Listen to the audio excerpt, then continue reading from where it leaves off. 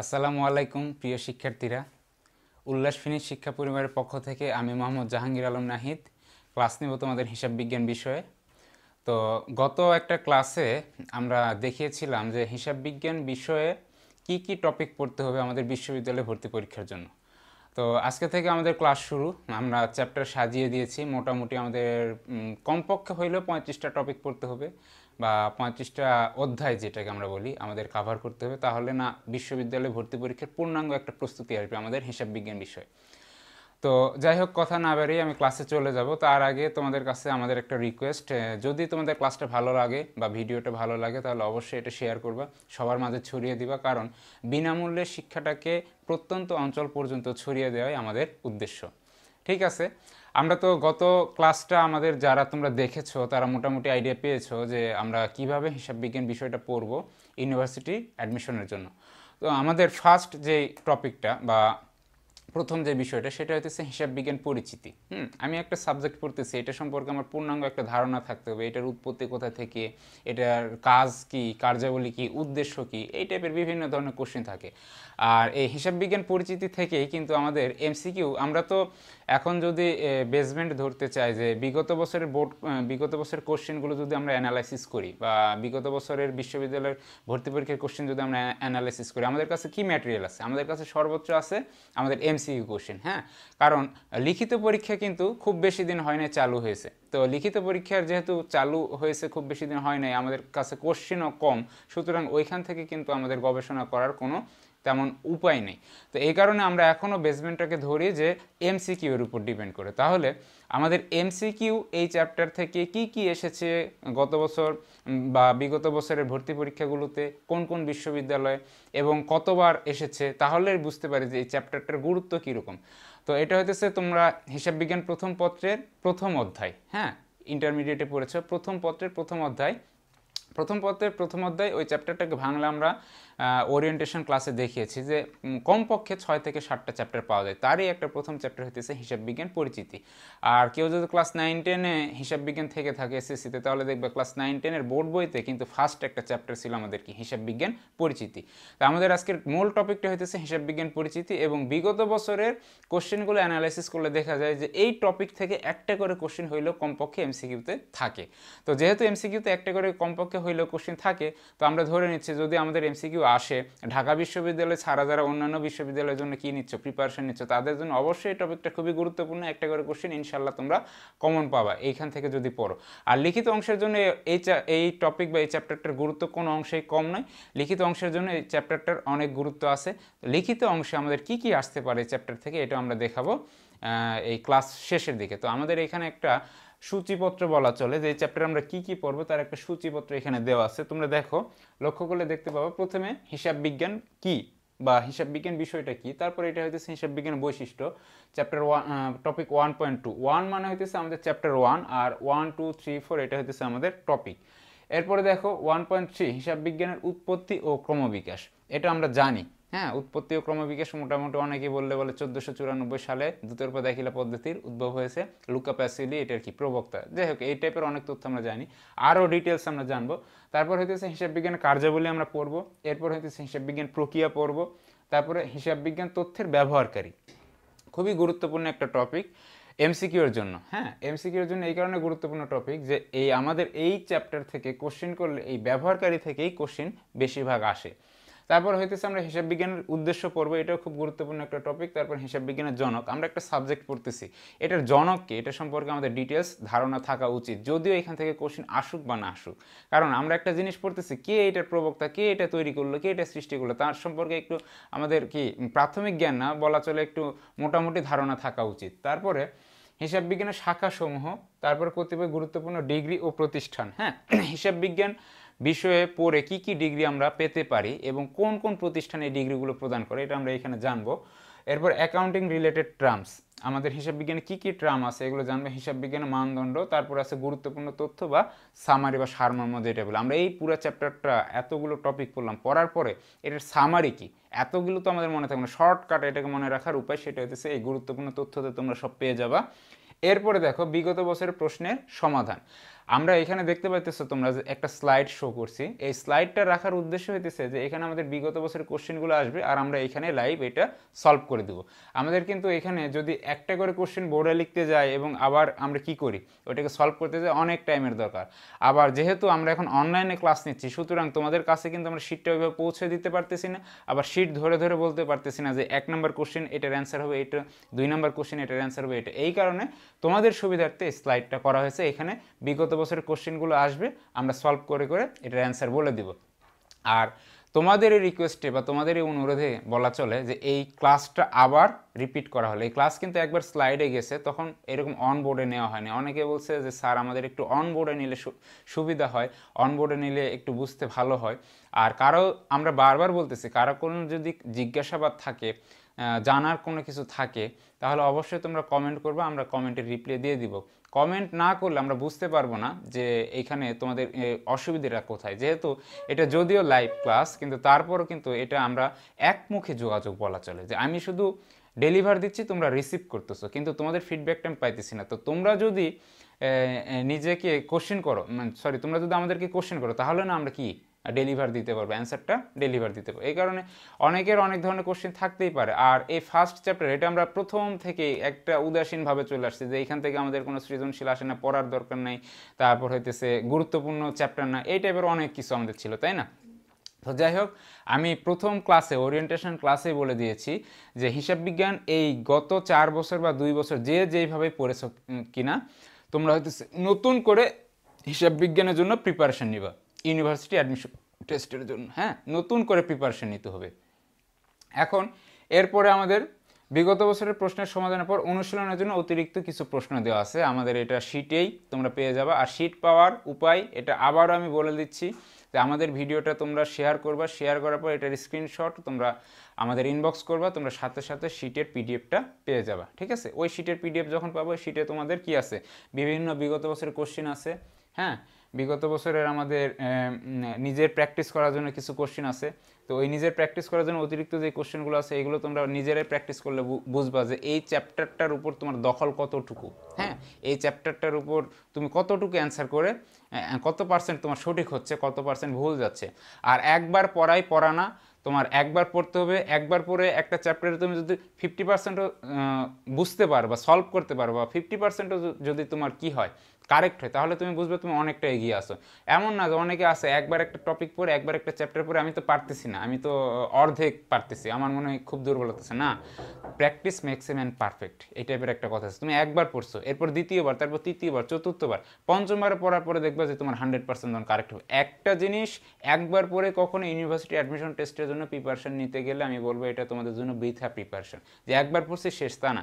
একবার একটা টপিক পড়ছো, 7 দিন পরে এটা আবার রিভিউ করো, 15 দিন পর আবার রিভিউ করে, 1 মাস পরে, এরপর ফাইনাল প্রিপারেশন আগে সব টপিক একবার রিভিউ করে, দেখবে যে তোমার জিনিসগুলো আস্তে আস্তে মনে পড়বে। হ্যাঁ, এরপরে আমাদের লিখিত অংশের প্রস্তুতি আছে। এই চ্যাপ্টার রিলেটেড লিখিত ট্রাম কী কী আসতে পারে, লিখিত অংশের কিছু কোশ্চেন এবং কিছু অ্যান্সার সাথেই দেওয়া আছে, শিটের সাথেই। তোমাদের আশা করি এই জিনিসটা উপকার আসবে। আচ্ছা, তাহলে চলে আসি আমরা হিসাব বিজ্ঞান কাকে বলে বা হিসাব বিজ্ঞান কি। এখানে তোমরা স্লাইডে দেখতে পাচ্ছ যে ইংরেজি অ্যাকাউন্টিং শব্দের উৎপত্তি হয়েছে ল্যাটিন ক্যালকুলি হতে, যার অর্থ গণনা করা, যার বাংলা পরিভাষা হিসাব বিজ্ঞান। তাহলে এখানে আমরা কি শিখলাম, যে যদিও দেখা যাইতেছে 2টা লাইন, কিন্তু এখানে কিন্তু 2টা কোশ্চেন আসার মতো আছে। যে ইংরেজি অ্যাকাউন্টিং শব্দের উৎপত্তি কোন ভাষা থেকে, অ্যান্সার হবে ল্যাটিন ভাষা থেকে। কোন শব্দ থেকে, অ্যান্সার হবে ক্যালকুলি থেকে। আবার যদি বলা হয় ক্যালকুলি শব্দটি কোন ভাষা থেকে এসেছে বা কোন ভাষা থেকে উৎপত্তি হয়েছে, অ্যান্সার হবে ল্যাটিন থেকে। ক্যালকুলি শব্দের অর্থ কি, গণনা করা। ঠিক আছে, এইভাবে কোশ্চেন কিন্তু তোমরা নিজেরাই একটা লাইন পড়লা, একটা লাইন পড়ার পরে এইখান থেকে তোমরা কিন্তু নিজেরাই কোশ্চেন তৈরি করে নিতে পারবে, যে এইভাবে এইভাবে এইভাবে কোশ্চেন আসতে পারে। তাহলে হিসাব বিজ্ঞান অ্যাকাউন্টিং ইংরেজি শব্দ, যা উৎপত্তি হয়েছে ল্যাটিন ক্যালকুলি থেকে, এতটুকু মনে রাখো। অ্যাকাউন্টিং ইংরেজি শব্দটা উৎপত্তি হচ্ছে কোথা থেকে, ল্যাটিন ক্যালকুলি থেকে, যার অর্থ কি, গণনা করা। ঠিক আছে, এই গেল আমাদের হিসাব বিজ্ঞান। আমাদের এরপরে লিখিত অংশে এটার ডিটেলস আছে, যে হিসাব বিজ্ঞান কাকে বলে, হ্যাঁ, হিসাব বিজ্ঞানের কি, এই টাইপের লিখিত অংশের ডিটেলস পাবো। আমরা জাস্ট এটার একটা ধারণা দিয়ে গেলাম। তার পরবর্তী স্লাইডে আমরা গেলে দেখতে পাচ্ছি যে এখানে আসো ডিটেলস হিসাব বিজ্ঞানের এটা কি, মানে বৈশিষ্ট্য সহ আছে আমাদের 2 নম্বর টপিক, যেটা যে হিসাব বিজ্ঞান হলো একটি তথ্য ব্যবস্থা বা তথ্য পদ্ধতি। এটা কিন্তু একটা কি, তথ্য ব্যবস্থা বলা চলে। হিসাব বিজ্ঞান কিন্তু একটা তথ্য ব্যবস্থা এবং একটি ধারাবাহিক প্রক্রিয়া। প্রক্রিয়া মানে কি প্রসেস। ধরো একটা শিল্পটা কি একটা প্রক্রিয়া। আমি ঢুকাইলাম কাঠ, শিল্পে ঢুকাইলাম কি কাঠ, ওইখান থেকে বের হয়ে আসতেছে ফার্নিচার। এই যে বিভিন্ন ধাপ অতিক্রান্ত করে কাঠকে যে ফার্নিচারে আনা হইতেছে, এই ধাপগুলোকে কি বলা হয়? প্রক্রিয়া। তো হিসাব বিজ্ঞান এইরকম হইতেছে কিছু ধাপ বা কিছু প্রক্রিয়া। আমি র ম্যাটেরিয়াল দিয়ে এখান থেকে আমার ফিনিশ প্রোডাক্ট বের হয়। র ম্যাটেরিয়ালটা কি? আমরা লেনদেন র ম্যাটেরিয়াল বা লেনদেন ইনপুট দিয়ে এখান থেকে আমার কি বের হয়? আর্থিক বিবরণী বা ফিনিশ প্রোডাক্ট। ঠিক আছে? তাহলে দেখো একটি ধারাবাহিক প্রক্রিয়া যা একটি নির্দিষ্ট ও সুবিন্যস্ত পদ্ধতিতে লেনদেনসমূহ চিহ্নিতকরণ, লিপিবদ্ধকরণ, শ্রেণীবিন্যাসকরণ ও সংক্ষিপ্তকরণ করে এবং আর্থিক বিবরণীসমূহ প্রস্তুতকরণ, বিশ্লেষণ ও ব্যাখ্যা করে সংশ্লিষ্ট পক্ষসমূহকে প্রয়োজনীয় তথ্য সরবরাহ করে, যাতে করে তার সিদ্ধান্ত গ্রহণ করতে পারে। সংজ্ঞাটা অনেক বড় মনে হলো না? কিন্তু দেখো এখানে তোমরা যদি পার্ট বাই পার্ট নিজের মাথায় সেভ করে নাও জিনিসটা এইভাবে, যে হিসাব বিজ্ঞান একটি প্রক্রিয়া, এই প্রক্রিয়ার ভিতর কি কি অন্তর্ভুক্ত আছে দেখি আমরা। যে যা একটি নির্দিষ্ট ও সুবিন্যস্ত পদ্ধতিতে লেনদেনসমূহ চিহ্নিতকরণ করে, তাহলে হিসাব বিজ্ঞান কি করে? চিহ্নিত করে। তারপরে কি করে? লিপিবদ্ধকরণ করে। তারপরে কি করে? শ্রেণীবিন্যাস করে। তারপরে কি করে? সংক্ষিপ্তকরণ করে। এরপরে আর্থিক বিবরণী প্রস্তুত ও এটার বিশ্লেষণ করে। আর্থিক বিবরণী প্রস্তুত করার পরে এটাকে কি করতে হবে? বিশ্লেষণ করতে হবে। কেন করা হয়? সংশ্লিষ্ট পক্ষসমূহকে প্রয়োজনীয় তথ্য সরবরাহের জন্য। আমি একটা প্রতিষ্ঠান দাঁড় করাইছি, এই প্রতিষ্ঠানের প্রয়োজনীয় যে তথ্য এটা তো আমার সংশ্লিষ্ট পক্ষকে সরবরাহ করতে হবে। তাছাড়া আমি ঋণ নিতে গেলে ঋণ পাবো না। আমার প্রতিষ্ঠানের জন্য তথ্যই না থাকে কেউ আমাকে ঋণ দিবে, এই কারণে সংশ্লিষ্ট পক্ষসমূহকে, শুধু যে ঋণদাতা তা না, একটা প্রতিষ্ঠানের বিভিন্ন পক্ষ থাকতে পারে। হ্যাঁ, এই যে আমি এই প্রতিষ্ঠানের তথ্যটা জানতে চাই, ঠিক আছে? তো এইরকম সংশ্লিষ্ট পক্ষকে তথ্য সরবরাহের জন্য আমরা এই কাজগুলো করে থাকি, যাতে করে তারা সিদ্ধান্ত নিতে পারে। ঠিক আছে? অর্থাৎ ব্যবহারকারীদের নিকট তথ্য সরবরাহ সংক্রান্ত কার্যাবলী বা প্রক্রিয়াকে হিসাব বিজ্ঞান বলে। শর্টকাটে যদি আমরা বলি, ব্যবহারকারীদের নিকট তথ্য সরবরাহ বা প্রক্রিয়াকরণ এর কার্যাবলীকে কি বলা হয়? আমার হিসাব বিজ্ঞান। তো এখানে ল্যাটিন আকারে লেখা আছে যে হিসাব বিজ্ঞানকে ব্যবসার ভাষা বলা হয়। এটা কিন্তু আমাদের বর্ণনামূলক কোশ্চেনে আসতে পারে বা লিখিত প্রশ্নে আসতে পারে, হিসাব বিজ্ঞানকে কেন ব্যবসার ভাষা বলা হয়। এটা আমরা লিখিত অংশ অবশ্যই দেখতে পাবো। হ্যাঁ, তোমরা জাস্ট এমসিকিউতে এটা আসতে পারে যে হিসাব বিজ্ঞানকে কি নামে অভিহিত করা হয় বা হিসাব বিজ্ঞানকে কি নামে ডাকা হয়, তাহলে অ্যান্সারটা হবে হিসাব বিজ্ঞানকে ব্যবসার ভাষা বলে অভিহিত করা হয়। ওকে, এরপর পরবর্তী টপিকে আমরা চলে যাচ্ছি, যে হিসাব বিজ্ঞান বৈশিষ্ট্যের ভিতরে আমরা কি কি পেলাম। এখানে দেখো তোমরা যে ইহা লেনদেন সমূহকে চিহ্নিতকরণ, লিপিবদ্ধকরণ, শ্রেণীবিন্যাসকরণ ও সংক্ষিপ্তকরণের মাধ্যমে ব্যবহার উপযোগী তথ্য প্রস্তুত করে। তাহলে ব্যবহার উপযোগী একটা তথ্য কয়টা ধাপের পরে প্রস্তুত হয়? আগে চিহ্নিত করতে হবে আমার, তারপরে এটাকে লিপিবদ্ধ করতে হবে, খাতায় লিপিবদ্ধ করতে হবে, তারপর শ্রেণীবিন্যাস করতে হবে, এরপর সংক্ষিপ্তকরণ করতে হবে। অবশ্য ইহা ব্যবস্থাপনার সহায়ক এবং তথ্য ব্যবস্থাপনা প্রক্রিয়া। ইহা একটি সেবামূলক বা চিন্তনীয় কাজ। হিসাব বিজ্ঞান কিন্তু কি একটা সেবামূলক কাজ। হ্যাঁ, এরপর আমরা আসি ইহাতে। এখানে আমাদের একটু টাইপিং মিস্টেক গেছে, যেগুলো এগুলো আমরা বলে দিতেছি, সমস্যা নেই। ইহাতে প্রস্তুতকৃত তথ্যসমূহ সংশ্লিষ্ট পক্ষসমূহকে সরবরাহ করা হয়। তাহলে হিসাব বিজ্ঞান আমরা যেই তথ্যগুলো করতেছি, কি বলে, তথ্যসমূহ সংশ্লিষ্ট পক্ষকে আমরা যে তথ্যগুলো নিতেছি বা তথ্যগুলো প্রক্রিয়া করতেছি, এটা আমরা কি করি? সংশ্লিষ্ট পক্ষকে সরবরাহ করি। তা বলছে ইহা একটি ব্যবহারিক জ্ঞান। অবশ্যই এটা একটা প্র্যাকটিক্যাল নলেজ। হিসাব বিজ্ঞান একটা কি? Practical knowledge. তা বলছে ইহা একটি পেশা। হিসাব বিজ্ঞান বিষয়ে অনেক পেশাদার লোক আছে, তো এই কারণে এটাকে বলা হয় কি? ইহা একটি পেশা। তারপরে চলে আসি 1.3, হিসাব বিজ্ঞানের উৎপত্তি ও ক্রমবিকাশ। হিসাব বিজ্ঞানটা কোথায় থেকে কিভাবে আসলো এই পর্যন্ত, কোথায় থেকে উৎপত্তি হয় কিভাবে এই পর্যন্ত আসলো, এই সম্পর্কে আমাদের জানতে হবে। তো উৎপত্তি ও ক্রমবিকাশ, দেখো হিসাব বিজ্ঞানের ইতিহাসকে প্রধানত 4 ভাগে ভাগ করা হয়েছে। তাহলে মেন ভাগ কয়টা? আমার 4টা। ঠিক আছে, হিসাব বিজ্ঞানের ইতিহাসকে প্রধানত ভাগ করা হয়েছে কয়টা? 4 ভাগে। প্রথমে দেখো ক নাম্বারে বলা হয়েছে উন্মেষকাল। এটা যদি আমি বোর্ডে একটু দেখাইতে চাই, জিনিসটা হবে এরকম, সবাই একটু খেয়াল করো। আমাদের স্থান সংকুলনের জন্য দেখতেই পাচ্ছ যে বোর্ডে স্পেস কম, আমরা হইতেছে এখানে খুব সংক্ষেপে লিখব। আমি জাস্ট লিখে দিচ্ছি তোমাদের বোঝার সুবিধার্থে, কারণ এখানে আমার ছক করে জিনিসটা নিয়ে ডিটেলস দেওয়া আছে। তা আমি এই জিনিসটাকে যদি ছকে তুলি তাহলে জিনিসটা এরকম হবে যে উৎপত্তি বা ক্রমবিকাশ। হ্যাঁ, এটাকে কয় ভাগে ভাগ করা যায়? 4 ভাগে। প্রথমটা হইতেছে আমার উন্মেষকাল।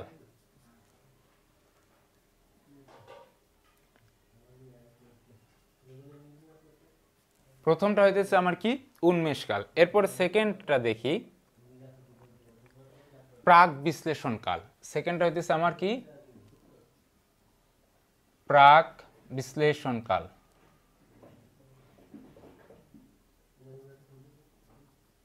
তারপর এটা হচ্ছে আমার বিশ্লেষণকাল, মানে বিশ্লেষণকালের পূর্ব একটা, বিশ্লেষণকাল একটা। তারপর আমরা দেখব আধুনিক কাল। আমি খুব ছোট করে লিখলাম, আমার মনে হয় না কারো বুঝতে অসুবিধা হবে, কারণ আমাদের স্লাইডে এগুলো দেওয়া আছে। আচ্ছা, আধুনিক কাল আমরা, আচ্ছা উন্মেষ কাল থেকে আবার আসি একটু। দেখো, উন্মেষ কাল এটা সভ্যতার শুরু হতে 1494 পূর্ব পর্যন্ত। সভ্যতার শুরু হতে, সভ্যতা, মানব সভ্যতা যেদিন থেকে শুরু হয়েছে সেইখান থেকে 1494 পূর্ব পর্যন্ত যে কালটা হিসাব বিজ্ঞানে ধরা, এটাকে বলা হয় হিসাব বিজ্ঞানের উন্মেষ কাল। এগুলো কিন্তু এমসিকিউতে আসতে পারে, সবাই একটু পয়েন্ট করে নিবা বা নোট করে নিবা। এরপরে দেখো প্রাক বিশ্লেষণ কাল, মানে বিশ্লেষণ কালের পূর্ববর্তী। হ্যাঁ, প্রাক বিশ্লেষণ কাল এটা হচ্ছে 1494 থেকে 1800 সাল, আর এটা হইতেছে 1801 থেকে 1950, আর আধুনিক কাল হইতেছে 1950 থেকে বর্তমান। হ্যাঁ, এই হইতেছে আমাদের হিসাব বিজ্ঞান উৎপত্তির 4টা স্লট: উন্মেষকাল, প্রাক বিশ্লেষণকাল, বিশ্লেষণকাল, আধুনিক কাল। তো উন্মেষকালকে আবার এখানে ভাগ করা হয়েছে, তোমরা দেখো, দেখলে বুঝবা। উন্মেষকালকে আবার ভাগ করা হয়েছে 4 ভাগে। হ্যাঁ, উন্মেষকালকে আবার ভাগ করা হয়েছে কয় ভাগে? 4 ভাগে। তো এখানে আমার লেখার স্পেস নেই, তবে তোমরা ধরে নাও উন্মেষকালকে এখানে 4 ভাগে ভাগ করা হয়েছে। এই 4 ভাগ তোমরা স্লাইডে দেখতে পাবা। প্রথমটা হইতেছে আমার এখানে দেখো প্রস্তর যুগ। প্রস্তর যুগ, তারপরেরটা কি? প্রাচীন যুগ। প্রস্তর যুগ, প্রাচীন যুগ, তারপরে বিনিময় যুগ, মুদ্রা যুগ। তাহলে দেখো জিনিসটা আবার মাথায় সাজাই নাও। উৎপত্তি, এটাকে হিসাব বিজ্ঞান উৎপত্তিকে প্রধানত 4 ভাগে ভাগ করা যায়: উন্মেষকাল, প্রাক বিশ্লেষণকাল, বিশ্লেষণকাল এবং আধুনিক যুগ বা আধুনিক কাল। উন্মেষকালকে আবার 4 ভাগে ভাগ করা যায়: প্রস্তর যুগ, প্রাচীন যুগ, বিনিময় যুগ এবং মুদ্রা যুগ। তাহলে এখন চলে আসি আমরা উন্মেষকাল সম্পর্কে একটু ডিটেলস পড়ি যে উন্মেষকালটা কি। উন্মেষকাল, হিসাব বিজ্ঞানের ইতিহাসকে প্রধানত 4 ভাগে ভাগ করা যায়। উন্মেষকাল, সভ্যতার শুরু হতে 1494 সালের পূর্ব পর্যন্ত, এটা আমার কি? উন্মেষকাল। এই কালকে আবার কয় ভাগে ভাগ করা যায়? 4 ভাগে। তো নাম্বার 1, প্রথমে কি আছে? প্রস্তর যুগ। প্রস্তর যুগটা কি? এই সময়ে গাছের গায়ে, পাহাড়ের গুহায় এবং পাথরে চিহ্ন দিয়ে হিসাব রাখা হতো। ঠিক আছে, তাহলে এখানে দেখো, যদি এমসিকিউতে আমাদের আসে যে গাছের গায়ে, পাহাড়ের গুহায় এবং পাথরের চিহ্ন দিয়ে হিসাব রাখা হতো হিসাব বিজ্ঞানে কোন যুগে, অ্যান্সারটা হবে প্রস্তর যুগে। আর যদি প্রস্তর যুগে না থাকে তাহলে হবে উন্মেষকালে। ঠিক আছে, কারণ প্রস্তর যুগটা আসছে কোথা থেকে? আমার উন্মেষকাল থেকে।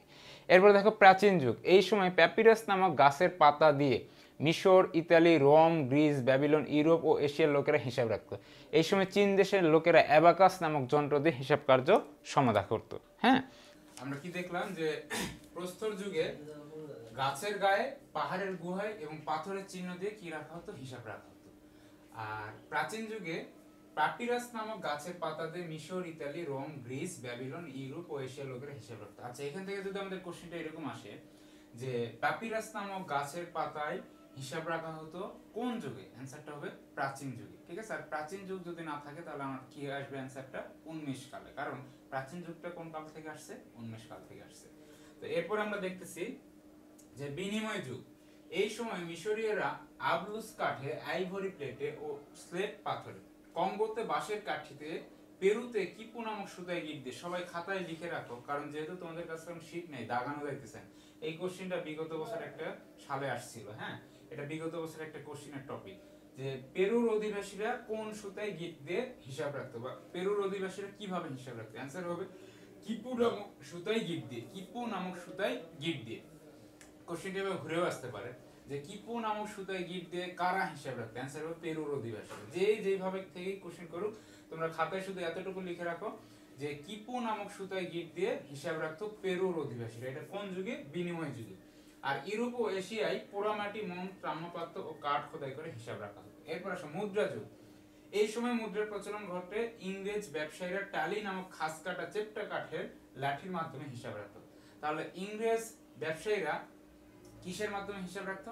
টালি নামক খাস কাটা চেপটা কাঠের লাঠির মাধ্যমে। ঠিক আছে, এই ছিল আমার হইতেছে উন্মেষকাল। তাহলে উন্মেষকাল কয় প্রকার, বা উন্মেষকালকে আবার কয় ভাগে ভাগ করা হয়েছে? 2 ভাগে। হ্যাঁ, প্রাচীন যুগ, প্রস্তর যুগ, আমার হইতেছে বিনিময় যুগ, এরপরে কি আমার মুদ্রা যুগ। তাহলে এই চলে গেল আমার উন্মেষ কাল। এরপর আমরা চলে আসি প্রাক বিশ্লেষণ কাল, মানে বিশ্লেষণ কালের পূর্ব পর্যন্ত। এটা কত থেকে কত? 1494 সাল থেকে আমার এখানে আমরা দেখতে পাচ্ছি 1800 সাল পর্যন্ত। তাহলে এখানে প্রাক বিশ্লেষণ কাল বলছে কৃষি শিল্প ও বাণিজ্যে প্রভূত উন্নতি সাধিত হয়, ব্যাংকিং ব্যবস্থার প্রবর্তন ঘটে, যৌথ মূলধনী ব্যবসার প্রচলন ঘটে এবং দুতরফা দাখিলার পদ্ধতির উদ্ভব হয়। তাহলে দুতরফা দাখিলা পদ্ধতির উদ্ভব হয় কোন যুগে? এটা হবে প্রাক বিশ্লেষণ যুগে। আমরা এই 1494 সাল থেকেই বুঝতে পারতেছি যে এই সালে কি আমার দুতরফা দাখিলা পদ্ধতির উদ্ভব হয়েছে। তাহলে আমার হিসাব বিজ্ঞানের উৎপত্তিকে আমরা ভাগ করছি কয়টা? 4টাতে। আমরা উন্মেষ কাল দেখলাম, উন্মেষ কাল ওইখানে আবার ভাগ করা ছিল কয়টা? 4টা। এরপর উন্মেষ কালের পরে আমরা দেখলাম কি প্রাক বিশ্লেষণ যুগ। এরপর আমরা দেখি বিশ্লেষণ যুগে কি করা হয়েছে। বিশ্লেষণ কাল এটা 1801 সাল থেকে 1950 সাল পর্যন্ত যেই সময়কালটা এইটাকে বলা হয় আমার বিশ্লেষণ কাল। বলছে ইউরোপে শিল্প বিপ্লব সংঘটিত হয়। তাহলে কোন যুগে হিসাব বিজ্ঞানের কোন যুগে শিল্প বিপ্লব সংঘটিত হয়? অ্যানসার হবে বিশ্লেষণ কাল। ঠিক আছে। সীমিত দায় সম্পন্ন যৌথ মূলধনী ব্যবসার উদ্ভব হয় এবং কারখানার উৎপাদন ব্যবস্থার প্রবর্তন ঘটে। এটা গেল আমার বিশ্লেষণ কাল। এরপর আমরা দেখি আধুনিক কাল। আধুনিক কাল 1951 সাল থেকে বর্তমান পর্যন্ত। এখানে মুদ্রাস্ফীতি হিসাব বিজ্ঞান 1970 সালে উদ্ভব হয়, মানব সম্পদ উন্নয়ন হিসাব বিজ্ঞান 1975 সালে, যন্ত্রায়িত হিসাব বিজ্ঞান 1980 সালে এবং পরিবেশ হিসাববিদ্যা 1970 সালে প্রতিষ্ঠা লাভ করে। এটা আমার লেস ইম্পর্টেন্ট, আধুনিক যুগ দরকার নেই। আমরা শুধু পড়বো উন্মেষ কাল এবং প্রাক বিশ্লেষণ কাল। ঠিক আছে, এই দুইটার গুরুত্ব খুবই বেশি। এখান থেকে আমি বললাম যে একটা এমসিকিউ গত বছর মানে বিগত বছরের কোশ্চেনগুলোতে পাওয়া যায় যে পেরুর অধিবাসীরা কিসে হিসাব রাখতে? অ্যান্সার হবে কিপু নামক সুতায় গিট দিয়ে, বা কিপু নামক সুতায় গিট দিয়ে কারা হিসাব রাখতে? অ্যান্সার হবে পেরুর অধিবাসীরা। বাস, আমি গুরুত্বপূর্ণ টপিকটা বলে ফেললাম। তাহলে আমাদের টপিক ছিল 3টা, আমরা পড়ে ফেলছি হিসাব বিজ্ঞান কি বা কাকে বলে, হিসাব বিজ্ঞানের বৈশিষ্ট্য, এরপরে আমরা কি হিসাব বিজ্ঞানের উৎপত্তি ও ক্রমবিকাশ। এখন আমরা চলে আসি 4 নাম্বার পয়েন্টে। 4 নাম্বার পয়েন্টে কি আমার হিসাব বিজ্ঞানের কার্যাবলী। হিসাব বিজ্ঞানের কাজগুলো কি আমরা দেখি। হিসাব বিজ্ঞানের কার্যাবলী একটি প্রতিষ্ঠানের আচ্ছা ঠিক আছে, তাহলে আমরা কি দেখলাম যে উন্মেষ কালকে আবার 4 ভাগে ভাগ করা হয়, প্রস্তর যুগ, প্রাচীন যুগ, বিনিময় যুগ এবং মুদ্রা যুগ। তাহলে প্রস্তর যুগে কি? এ সময় গাছের গায়ে, পাহাড়ের গুহায় এবং পাথরের চিহ্ন দিয়ে কি রাখা হতো? হিসাব রাখা হতো। আমার কিন্তু এখান থেকে কোশ্চেন এইভাবে আসতে পারে যে গাছের গায়ে, পাহাড়ের গুহায় এবং পাথরের চিহ্ন দিয়ে হিসাব রাখা হতো কোন যুগে? অ্যান্সার হবে প্রস্তর যুগে।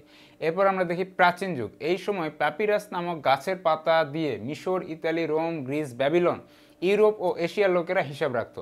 এই সময় চীন দেশের লোকেরা অ্যাবাকাস নামক যন্ত্র দিয়ে হিসাব কার্য সমাধা করত। তাহলে প্রাচীন যুগে আমরা কি কি দেখতেছি? প্যাপিরাস নামক গাছের পাতা কি করতো? হিসাব রাখা হতো। এরপরে আমরা যদি এখান থেকে কোশ্চেন আসে যে চীনের লোকেরা অ্যাবাকাস নামক যন্ত্র দিয়ে হিসাব রাখা শুরু করলো কোন যুগ থেকে? অ্যান্সার হবে প্রাচীন যুগ থেকে।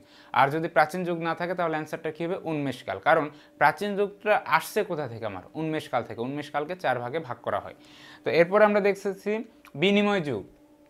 এই সময় মিশরীয়রা আবলুস কাঠে, আইভরি প্লেটে, স্লেট পাথরে, কঙ্গোতে বাঁশের কাঠি দিয়ে, পেরুতে কিপু নামক সুতায় গিট দিয়ে। এই লাইনটা যেহেতু তোমাদের কাছে এখন শিট নেই, তোমরা একটু খাতায় লিখে নাও যে পেরুতে কিপু নামক সুতায় গিট দিয়ে। এটা কিন্তু বিগত বছরের একটা কোশ্চেন। হ্যাঁ, বিগত বছরের কোশ্চেনগুলো তোমরা অ্যানালাইসিস করলে দেখবা যে এই কোশ্চেনটা আসছিল কোনো একটা পাবলিক ইউনিভার্সিটির পরীক্ষায়, যে পেরুতে কিসে গিট দিয়ে হিসাব, পেরুতে কিভাবে হিসাব রাখা হতো? অ্যান্সার হবে পেরুতে কিপু নামক সুতায় গিট দিয়ে হিসাব রাখা হতো। কোশ্চেনটা ঘুরিয়ে এইভাবে আসতে পারে যে কিপু নামক সুতায় গিট দিয়ে হিসাব রাখতো কারা? অ্যান্সারটা হবে পেরুর অধিবাসীরা। ঠিক আছে। আচ্ছা, এরপরে দেখতেছি এশিয়ায় পোড়ামাটি, মোম, তাম্রপাত্র ও কাঠ খোদাই করে হিসাব রাখা হতো। তাহলে আমরা 3টা যুগ দেখলাম। উন্মেষকালের 4টা ভাগে ভাগ করা হয়েছে। এখান থেকে আমার প্রাচীন যুগ, প্রস্তর যুগ, আর এটা দেখলাম বিনিময় যুগ। তো বিনিময় যুগে বললাম যে এখান থেকে একটা গুরুত্বপূর্ণ কোশ্চেন আসে যে পেরুর অধিবাসীরা কিপু নামক সুতায় গিট দিয়ে কী রাখতো? হিসাব রাখতো। এরপর আমরা দেখি মুদ্রা যুগ। এই সময় মুদ্রার প্রচলন হয়। মুদ্রা যুগে অবভিয়াসলি মুদ্রার প্রচলন হবে। ইংরেজ ব্যবসায়ীরা টালি নামক খাস কাটা চ্যাপ্টা কাঠের লাঠির মাধ্যমে হিসাব রাখতো। তাহলে এইখান থেকে যদি আমার কোশ্চেন আসে যে ইংরেজ ব্যবসায়ীরা কিসের মাধ্যমে হিসাব রাখতে? অ্যান্সার হবে টালি নামক খাস কাটা কি চ্যাপ্টা কাঠের লাঠির মাধ্যমে তারা হিসাব রাখতো। এই জিনিসগুলো তোমরা শিট পেলে পিডিএফে দাগাই নিবা, অথবা তোমরা শিটটা প্রিন্ট করে এখানে জিনিসগুলো লাইনগুলো দাগায় রাখবা। আর কেউ যদি এখনই মনে রাখতে চাও তাহলে খাতা খুলে খাতায় লিখে ফেলো যে পেরুর অধিবাসীরা কিপু নামক সুতায় গিট দিয়ে হিসাব রাখতো, ইংরেজ ব্যবসায়ীরা কি টালি নামক খাস কাটা কাঠের চ্যাপ্টা লাঠির মাধ্যমে কি তারা হিসাব রাখতো। ঠিক আছে, তাহলে এই গেল আমার 4টা, এটা কি উন্মেষকাল। তাহলে আমরা দেখছিলাম হিসাব বিজ্ঞানের উৎপত্তিকে আমরা প্রধানত 4 ভাগে ভাগ করছিলাম: উন্মেষকাল, প্রাক বিশ্লেষণকাল, বিশ্লেষণকাল এবং আমার কি আধুনিক কাল বা আধুনিক যুগ।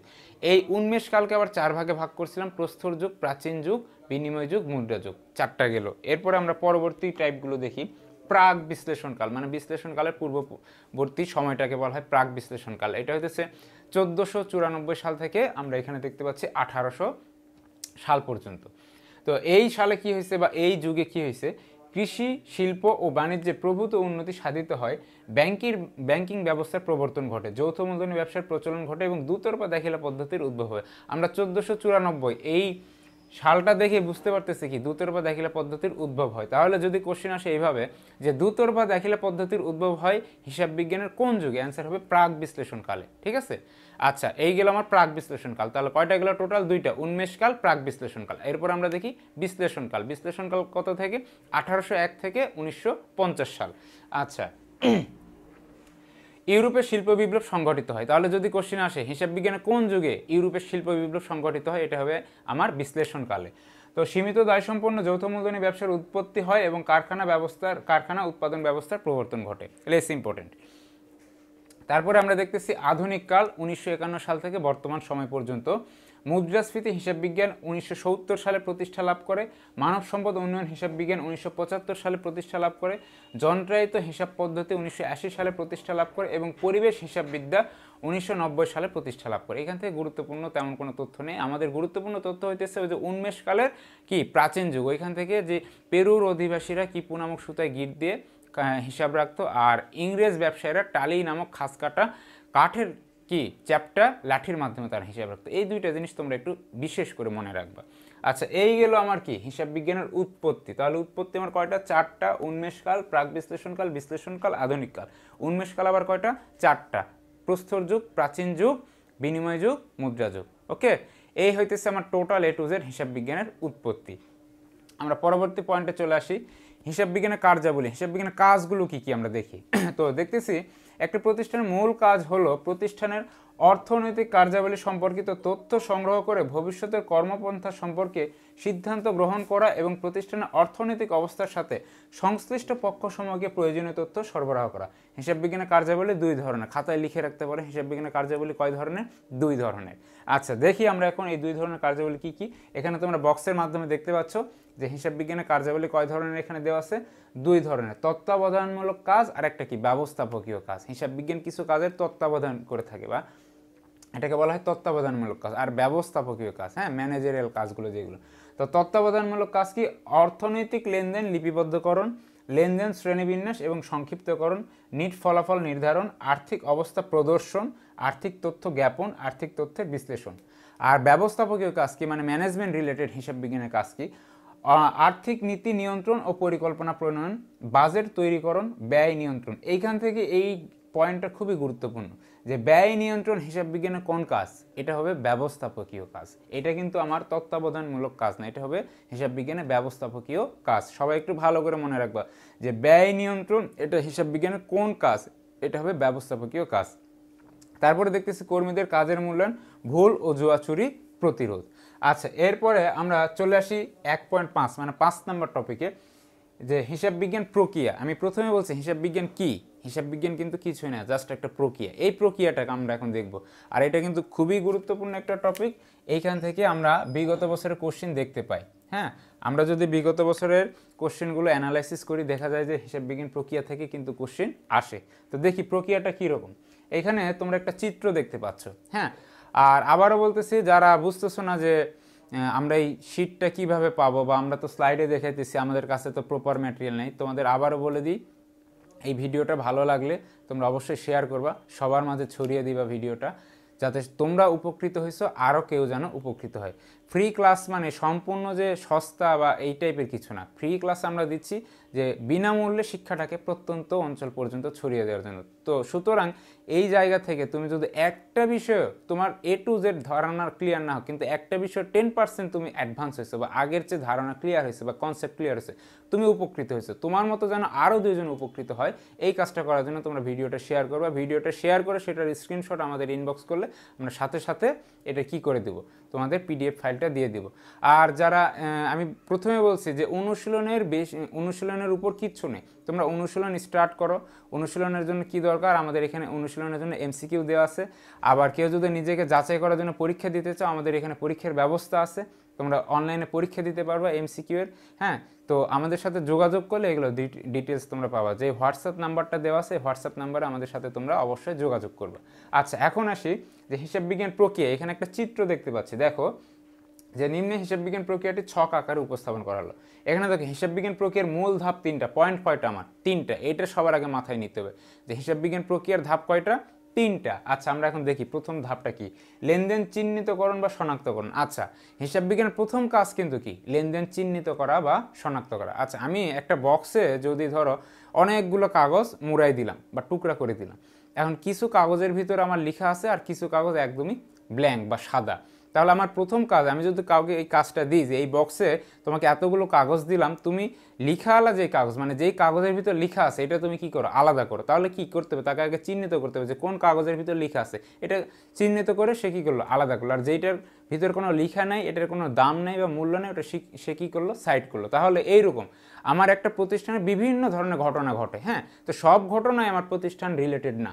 তো যে সকল ঘটনা অর্থ সম্পর্কিত তাকে কি বলা হয়, লেনদেন। তো এই কারণে লেনদেনটাকে আমার কি করতে হবে, চিহ্নিত করতে হবে। কাদের মাধ্যমে থেকে, ওই ঘটনার ভিতরগুলো থেকে। বোঝা গেল যে আমার প্রতিষ্ঠানে বিভিন্ন ধরনের ঘটনা ঘটতে পারে, কিন্তু সব ঘটনা নিয়ে আমরা কি, আমার প্রতিষ্ঠান কাজ করবে না। আমার প্রতিষ্ঠানে শুধু অর্থ সংক্রান্ত ঘটনা মানে লেনদেন কি করবে, লেনদেন নিয়ে কাজ করবে। তাহলে লেনদেনটাকে আমার কি করতে হবে, আগে চিহ্নিত করতে হবে। আমি যদি লেনদেনই চিহ্নিত করতে না পারি তাহলে আমি কাজ করবো কি নিয়ে, তাই না? তাহলে প্রথম কাজ তোমরা মনে রাখবা, চিহ্নিতকরণ বা শনাক্তকরণ। আমাকে আগে শনাক্ত করতে হবে এইটা আমার কি, লেনদেন। যেমন এখন এই প্যান্ডেমিক সিচুয়েশনে তোমরা যদি দেখো যে করোনা রুগী আগে শনাক্ত করা হচ্ছে, তাই না? আমি যদি রুগী শনাক্ত করতে না পারি তাহলে কিন্তু এই জিনিসটা আমি প্রতিরোধ করতে পারবো না। কারণ কার কাছে করোনা আছে, কার কাছে এই ভাইরাসটা নাই, এটা তো আমরা বুঝবো না। এই কারণে আমরা আগে শনাক্ত করতেছি, তারপর সেই অনুযায়ী ব্যবস্থা নিচ্ছি। তো ঠিক ওই রকম আগে আমাকে লেনদেন কি করতে হবে, শনাক্ত করতে হবে। লেনদেন শনাক্ত করার পর এরপর লেনদেন আমি কাজ করবো। আমি যদি লেনদেন শনাক্ত করতে না পারি, ঘটনা লেনদেন সব নিয়ে যদি প্রতিষ্ঠানে ইনপুট দিলাম, তাহলে তো আমার কি মূল রেজাল্টটা আসবে না। তাহলে হিসাব বিজ্ঞান একটা প্রক্রিয়াটা আমরা জানি, প্রথমে শিখছি। তো এই প্রক্রিয়ার প্রথম ধাপটা কি, আমাকে আগে শনাক্ত করতে হবে। তোমরা জাস্ট এইভাবে মনে রাখবা জিনিসটা, যে একটা বক্সে তোমাকে বিভিন্ন কাগজ দেওয়া হলো, যে কাগজগুলোর ভিতর কিছু কাগজে লেখা আছে, কিছু কাগজ ব্ল্যাঙ্ক আছে। তোমার কাজ হইতেছে যেই কাগজে লেখা আছে এই কাগজগুলো ফাইন্ড আউট করা বা শনাক্ত করা। ঠিক আছে? তাহলে এখানে ভালো করে খেয়াল করবা যে তোমাকে আগে শনাক্ত করতে হবে বা চিহ্নিত করতে হবে। আচ্ছা, শনাক্ত করে তো তোমার বসে থাকলে হবে না, এরপর এইটা কি, তোমার খাতায় লিপিবদ্ধ করো। তাহলে দ্বিতীয় কাজটা কি বলা হবে, লেনদেন লিপিবদ্ধকরণ। এরপর লিপিবদ্ধ করার পর তোমার যা যাবতীয় কাজ আছে, হিসাব নিকাশ করো, কাউন্ট করো, আয় ব্যয় নির্ণয় করো, যাই করো, করার পরে এই তথ্যটা তুমি কি করবা, সরবরাহ করবা। তাহলে এখানে প্রসেস বা প্রক্রিয়া আমরা কয়টা দেখতে পেলাম, 3টা। প্রথম কাজ আমার হইতেছে লেনদেন চিহ্নিত করা বা শনাক্ত করা। আমি যদি চিহ্নিত করতে না পারি, আমি পরবর্তী ধাপ আগাইতে পারবো না। চিহ্নিত করার পরে পরবর্তী ধাপ কি, আমার লেনদেন লিপিবদ্ধ করা, খাতায় লিখতে হবে। লিপিবদ্ধ করার পরে এটার রেজাল্টটা কি আমার জানাইতে হবে। তাহলে ওটা হইতেছে তথ্য সরবরাহকরণ। মনে রাখবে এই 3টা হইতেছে মূল ধাপ। এখান থেকে MCQ এভাবে আসতে পারে যে হিসাব বিজ্ঞান প্রক্রিয়ার প্রথম ধাপ কি, অ্যান্সার হবে লেনদেন চিহ্নিতকরণ। হিসাব বিজ্ঞান প্রক্রিয়ার শেষ ধাপ কি, অ্যান্সার হবে কি, আমার তথ্য সরবরাহকরণ। কারো ভুল হবে। আর যদি বলে হিসাব বিজ্ঞান প্রক্রিয়ার দ্বিতীয় ধাপ কি, অ্যান্সার হবে লেনদেন লিপিবদ্ধকরণ। এখন আসো, এই লিপিবদ্ধকরণকে আবার ভাগ করা হয়েছে। দেখো, লিপিবদ্ধকরণকে অ্যারো চিহ্ন দ্বারা 3 ভাগে ভাগ করা হয়েছে। প্রথম ধাপ হইতেছে আমার লেনদেন বিশ্লেষণ। এইখানে অনেকেই মানে একটু কনফিউজড হয়ে যায় বা একটু ঝামেলা করে। প্রথমটা আমার কিন্তু হিসাব বিজ্ঞান প্রক্রিয়ার প্রথম ধাপ হইতেছে লেনদেন চিহ্নিত করা, এটা কিন্তু বিশ্লেষণ করা না। হ্যাঁ, আমি জাস্ট চিহ্নিত করবো যে এটা লেনদেন, এটা লেনদেন না, এটা লেনদেন আর এটা লেনদেন না। এরপরে লিপিবদ্ধ করবো। এখন লিপিবদ্ধকরণের এখানে আবার ধাপ দেখতেছি 3টা। তো লিপিবদ্ধ করার সময় প্রথমে কি দেখবো, যে লেনদেনগুলো আমি বিশ্লেষণ করব, যে এইটা আমার আয়, এইটা ব্যয়, এটা হইতেছে সম্পদ, বা এটা আমার বাকিতে লেনদেন, এটা আমার নগদে লেনদেন, এটা আমার অনগদ লেনদেন, এটা দৃশ্যমান, এটা অদৃশ্যমান। আমি আগে চিহ্নিত করব, চিহ্নিত করে লিপিবদ্ধকরণ যখন করব, লিপিবদ্ধকরণের আমার কি প্রথম ধাপ হইতেছে লেনদেন বিশ্লেষণ। আমি কিন্তু আগে বিশ্লেষণ শুরু করলে হবে না, কারণ আগে যদি বিশ্লেষণ শুরু করি তাহলে তো ওর ভিতরে আমার লেনদেন অলেনদেন অনেক কিছুই আছে, তাই না? এই কারণে আগে আমাকে চিহ্নিত করতে হবে, এরপর লিপিবদ্ধকরণ করতে হবে, তারপরে তথ্যটা সরবরাহ করতে হবে। তো লিপিবদ্ধকরণের প্রথমে আমার কি করতে হবে, আগে আমাকে লেনদেনগুলো তার প্রকৃতি অনুযায়ী কী করতে হবে, বিশ্লেষণ করতে হবে। বিশ্লেষণ করার পরে সেকেন্ড কাজ হইতেছে আমার জাবেদাভুক্তকরণ। জাবেদাভুক্তকরণ মানে কিন্তু বেসিক্যালি লিপিবদ্ধকরণ। তারপর হইতেছে লেনদেন খতিয়ানে স্থানান্তরকরণ। তাহলে এইখান থেকে আমরা কোশ্চেন এইভাবে দেখতে পাই যে লিপিবদ্ধকরণের আবার প্রথম ধাপ কি, লেনদেন বিশ্লেষণ। লিপিবদ্ধকরণের শেষ ধাপ কি, খতিয়ানে স্থানান্তরকরণ। আর লিপিবদ্ধকরণের ধাপ কোনটি বা দ্বিতীয় ধাপ কোনটি, জাবেদাভুক্তকরণ। অনেক সময় এমসিকিউতে এরকম থাকে, নিচের কোনটি লিপিবদ্ধকরণের ধাপ নয়। এই তিনটা বাদে লেনদেন বিশ্লেষণ, জাবেদাভুক্তকরণ এবং খতিয়ানভুক্তকরণ, এই তিনটা বাদে যেটা থাকবে না, যেটা থাকবে ওইটাই কি আমার লেনদেন লিপিবদ্ধকরণের ধাপ নেই। আমরা জানি এই তিনটা ধাপ, ওইটা বাদে যে অপশনটা থাকবে ওইটাই কি আমার লেনদেন লিপিবদ্ধকরণের ধাপ নয়। ঠিক আছে? আর যদি বলে এরকম যে হিসাব বিজ্ঞান প্রক্রিয়ার প্রথম ধাপটা কি, প্রথম ধাপ হইতেছে আমার চিহ্নিত করা। তোমরা মনে রাখবে বক্স দেওয়া হয়েছে তোমাকে, বক্সের ভিতরে অনেক কাগজ আছে, তোমার প্রথম কাজ হইতেছে চিহ্নিত করা। আর শেষ ধাপটা কি বা প্রক্রিয়ার শেষ ধাপটা কি, আমার হইতেছে লেনদেন তথ্য সরবরাহ করা। আর লিপিবদ্ধকরণের প্রথম ধাপ কি, দেখো কোশ্চেন আসতে পারে দুইভাবে, একটা হইতেছে হিসাব বিজ্ঞান প্রক্রিয়ার প্রথম ধাপ কি, আর একটা হইতেছে লেনদেন লিপিবদ্ধকরণের প্রথম ধাপ কি। একটা কিন্তু হিসাব বিজ্ঞান প্রক্রিয়া মূল প্রক্রিয়ার প্রথম ধাপ, আর একটা হচ্ছে লিপিবদ্ধকরণের প্রথম ধাপ। তো মূল প্রক্রিয়ার প্রথম ধাপটা কি আমার লেনদেন চিহ্নিতকরণ, আর লিপিবদ্ধকরণের প্রথম ধাপটা কি আমার লেনদেন বিশ্লেষণ। এতটুকু মনে রাখলে হবে। আর নিচের কোনটি হিসাব বিজ্ঞান প্রক্রিয়ার ধাপ নয়, এই তিনটা বাদে যেটা থাকবে ওইটা কি হিসাব বিজ্ঞান প্রক্রিয়ার ধাপ নয়। ঠিক আছে? এই গেল আমাদের হিসাব বিজ্ঞান প্রক্রিয়া, খুবই গুরুত্বপূর্ণ একটা টপিক। এরপর আমরা চলে আসব হিসাব বিজ্ঞান তথ্যের ব্যবহারকারী। এইটাও খুবই গুরুত্বপূর্ণ একটা টপিক। এইখান থেকেও আমাদের বিগত বছরের কোশ্চেনে দেখা যায় যে এই চ্যাপ্টার 1 থেকে যদি কোশ্চেন দেওয়া হয়, এই টপিক থেকেই বেসিক্যালি অনেক কোশ্চেন আসে, হ্যাঁ, এমসিকিউর জন্য। যে তাহলে এমসিকিউর জন্য আমরা এখানে দেখতেছি হিসাব বিজ্ঞান তথ্যের ব্যবহারকারী। তোমরা তো এর আগে এটা পড়ে আসছো যে হিসাব বিজ্ঞান তথ্যের ব্যবহারকারী কয় প্রকার, দুই প্রকার, অভ্যন্তরীণ ব্যবহারকারী আর কি বহিস্থ ব্যবহারকারী, তাই না? এখন এই জিনিসগুলো আবার একটু আমরা ভালো করে দেখব, কনসেপ্টটা ক্লিয়ার করে নেব। আচ্ছা, আমরা দেখতেছি যে হিসাব বিজ্ঞান প্রক্রিয়ার ধাপ, প্রথম ধাপ কি, লেনদেন চিহ্নিতকরণ বা শনাক্তকরণ, লেনদেন লিপিবদ্ধকরণ, লিপিবদ্ধকরণের ধাপ আবার কয়টা, তিনটা, লেনদেন বিশ্লেষণ, জাবেদাভুক্তকরণ, খতিয়ানভুক্তকরণ, তারপরে তথ্য সরবরাহকরণ। আচ্ছা, এরপরে কোশ্চেনগুলো এইভাবে আসতে পারে, হিসাব বিজ্ঞানের প্রথম কাজ কি, ওই যে আমরা বললাম হিসাব বিজ্ঞানের, আর একটা হচ্ছে লিপিবদ্ধকরণের। তাহলে হিসাব বিজ্ঞানের প্রথম কাজ কি আমার, ফাইন্ড আউট করা, হ্যাঁ, আমার হইতেছে লেনদেনগুলো চিহ্নিত করা বা শনাক্ত করা। দ্বিতীয় কাজ কি, লেনদেন খাতায় লিখা, লিপিবদ্ধ করা।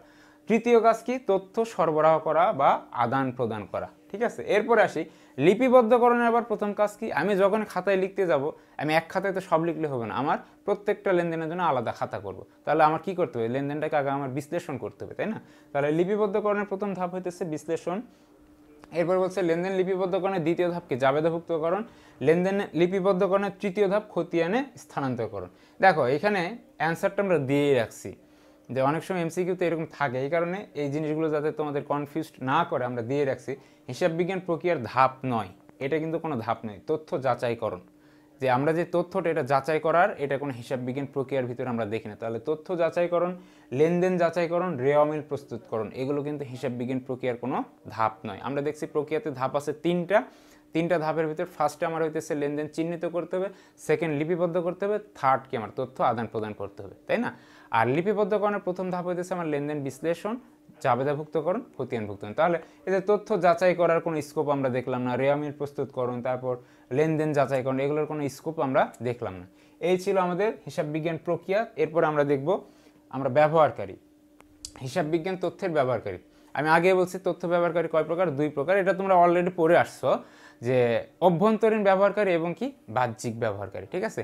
কারো যদি কোনো কোশ্চেন থাকে অবশ্যই আমাদেরকে কমেন্ট করে জানালে আমরা কিন্তু তার অ্যান্সারটা দিয়ে দেবো। তোমরা যদি কোশ্চেনে না করো আমরা কিন্তু অ্যান্সার দিতে পারবো না, কারণ লাইভ ক্লাস মানে আমি কিন্তু তোমার কাছ থেকে শুনতে পাচ্ছি না যে তুমি কি ব্যাপারটা বুঝেছো, বিষয়টা বুঝেছো, আমি এতক্ষণ কি পড়ালাম এটা বলো তো। তো এই টাইপের ক্লাস আমাদের প্রিমিয়াম ব্যাচে জুম অ্যাপের মাধ্যমে হচ্ছে বা হবে, হ্যাঁ, যে আমরা ওইখানে জুম অ্যাপে কানেক্ট হবে, আমি কিছুক্ষণ পড়ানোর পর এটার ফিডব্যাক নেব, যে এই যে বললাম আমি হয়তো 5 জন স্টুডেন্ট যদি থাকে আমি কিন্তু একজনকে ওইখান থেকে জিজ্ঞেস করতে পারবো যে তুমি বলো তো যে হিসাব বিজ্ঞান প্রক্রিয়ার প্রথম ধাপ কি এবং লিপিবদ্ধকরণ প্রক্রিয়ার প্রথম ধাপ কি। কিন্তু আমার লাইভ ক্লাসে বা আমরা এই সিস্টেমে কিন্তু আমার হইতেছে ওই মানে কি সিস্টেমটা নাই, যে আমি তোমাকে জিজ্ঞেস করতে পারতেছি না, তুমি যদি নিজে থেকে জিজ্ঞেস করো সেটার উত্তর আমি দিতে পারবো, কিন্তু আমি তোমাকে জিজ্ঞেস করতে পারতেছি না যে তুমি হিসাব বিজ্ঞান প্রক্রিয়ার প্রথম ধাপটা কি তুমি বলো, কারণ এটা হইতেছে আমরা এখানে টাইপ করতে হবে, অনেক ঝামেলা আছে, আমাদের ক্লাস ডিলে হয়ে যাবে।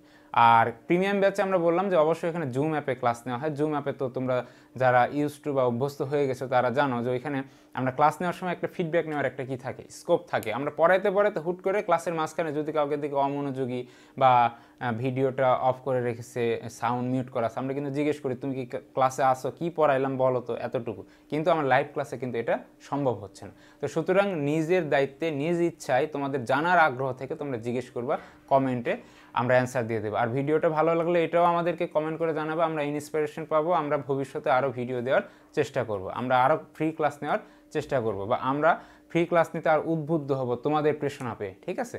আচ্ছা, তাহলে এখানে আমরা দেখলাম যে হিসাব বিজ্ঞান তথ্যের ব্যবহারকারী দুই প্রকার, একটা হইতেছে আমার অভ্যন্তরীণ আর একটা হইতেছে বাহ্যিক ব্যবহারকারী। অভ্যন্তরীণ কারা? যারা ব্যবসায়ের সিদ্ধান্ত গ্রহণে প্রত্যক্ষ ভূমিকা রাখে, তারাই অভ্যন্তরীণ ব্যবহারকারী। শোনো, এই যে অভ্যন্তরীণ বাহ্যিক নিয়ে এতদিন আমরা অনেক কনফিউশন ছিলাম বা কনসেপ্ট ক্লিয়ার না। তোমরা জাস্ট এখন এতটুকু একটা লাইন মনে রেখে কনসেপ্টটা ক্লিয়ার করে নিতে পারবা যে ব্যবসার সিদ্ধান্ত গ্রহণে কার হাত আছে, কার ক্ষমতা আছে, সেই হইতেছে অভ্যন্তরীণ ব্যবহারকারী। আর এইখানে মালিকও যদি হয় কিন্তু তার ব্যবসার সিদ্ধান্ত গ্রহণ করাতে যদি তার কোনো ক্ষমতা না থাকে, সে কিন্তু অভ্যন্তরীণ ব্যবহারকারী হবে না। যেমন শেয়ার হোল্ডারগণ বা শেয়ার মালিকগণ, শেয়ার মালিক কিন্তু শেয়ার কিনে, সে একটা কোম্পানির শেয়ার ক্রয় করে সে কিন্তু কোম্পানি মালিকানা সত্ত্ব লাভ করে। এটা আমরা পড়ছি কোথায়? ব্যবসা সংগঠন ও ব্যবস্থাপনাতে, তাই না? ওইখানে শেয়ারের বা আমরা শেয়ার ইস্যুর অঙ্কতেও দেখছি যে কোম্পানির শেয়ার ক্রয় করে কোম্পানির মালিকানা সত্ত্ব লাভ করা যায়, কিন্তু শেয়ার ক্রয় করে একজন শেয়ার মালিক চাইলে কোম্পানির ব্যবস্থাপনাতে ক্ষমতা প্রয়োগ করতে পারবে না। তাহলে ওই ক্ষেত্রে আমরা কিন্তু শেয়ার হোল্ডার বা শেয়ার মালিককে কিন্তু আমরা অভ্যন্তরীণ ব্যবহারকারী বলতে পারবো না। তো সুতরাং এতদিন যা পড়ছো, যার যদি কনসেপ্ট ক্লিয়ার থাকে কোনো সমস্যা নেই, আর যদি কনসেপ্ট ক্লিয়ার না থাকে জাস্ট একটা লাইন মনে রাখবা যে ব্যবসায় তোমার ক্ষমতা যার আছে, কি বলে, তোমার সিদ্ধান্ত গ্রহণে যার ক্ষমতা আছে, যে সিদ্ধান্ত নেওয়ার ক্ষমতা রাখে, সে মালিক নাও যদি হয়, বাহিরের কোনো পক্ষ বা বাহিরের কোনো লোক হয়, যে ব্যবসার সিদ্ধান্ত গ্রহণে তার একটা ক্ষমতা আছে, তার সিদ্ধান্তেই ব্যবসাটা চলে, সেই হইতেছে অভ্যন্তরীণ ব্যবহারকারী। আর মালিক যদি হয়, এরপরও যদি তার ক্ষমতা না থাকে সিদ্ধান্ত গ্রহণ করার, বা ব্যবসায়ের সিদ্ধান্ত গ্রহণে তার ক্ষমতার যদি কোনো হাত না থাকে, তাহলে তাকে কিন্তু অভ্যন্তরীণ ব্যবহারকারী বলবো না। তাহলে অভ্যন্তরীণ আর বাহ্যিক ব্যবহারকারীর ভিতরে মূল পার্থক্য কি? অভ্যন্তরীণ ব্যবহারকারীরা এরা ব্যবসার সিদ্ধান্ত গ্রহণে প্রত্যক্ষ ভূমিকা রাখবে, আর বাহ্যিক ব্যবহারকারী এদের ব্যবসার সিদ্ধান্ত গ্রহণে কোনো ভূমিকা নেই। আচ্ছা, তাহলে এখানে আমরা দেখলাম যে ব্যবসায় যারা সিদ্ধান্ত গ্রহণে প্রত্যক্ষ ভূমিকা রাখে তারাই অভ্যন্তরীণ ব্যবহারকারী। অভ্যন্তরীণ ব্যবহারকারীদের জন্য হিসাব বিজ্ঞান অভ্যন্তরীণ প্রতিবেদন প্রকাশ করে। এরা ব্যবসা থেকে বেতন গ্রহণ করে। এটা হচ্ছে অভ্যন্তরীণ ব্যবহারকারীদের আরেকটা বৈশিষ্ট্য, এরা কি করে? ব্যবসা থেকে বেতন গ্রহণ করে, তাই না? এরপর দেখি অভ্যন্তরীণ ব্যবহারকারী কারা। এতদিন তো অনেক লম্বা লিস্ট আমরা পড়ছি, এখানে দেখি আমরা প্রত্যেকটা পয়েন্ট বুঝে বুঝে পড়ব যে অভ্যন্তরীণ ব্যবহারকারী কারা।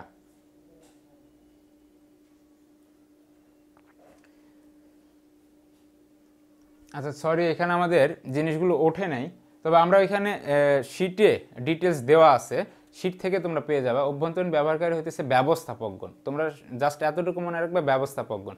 কারণ ব্যবস্থাপকেরাই কিন্তু কি করে? প্রতিষ্ঠানের প্রত্যক্ষ সিদ্ধান্ত গ্রহণ করে। এখানে বিভিন্ন ব্যবস্থাপক থাকতে পারে, ক্রয় ব্যবস্থাপক, বিক্রয় ব্যবস্থাপক, উৎপাদন ব্যবস্থাপক, ঠিক আছে?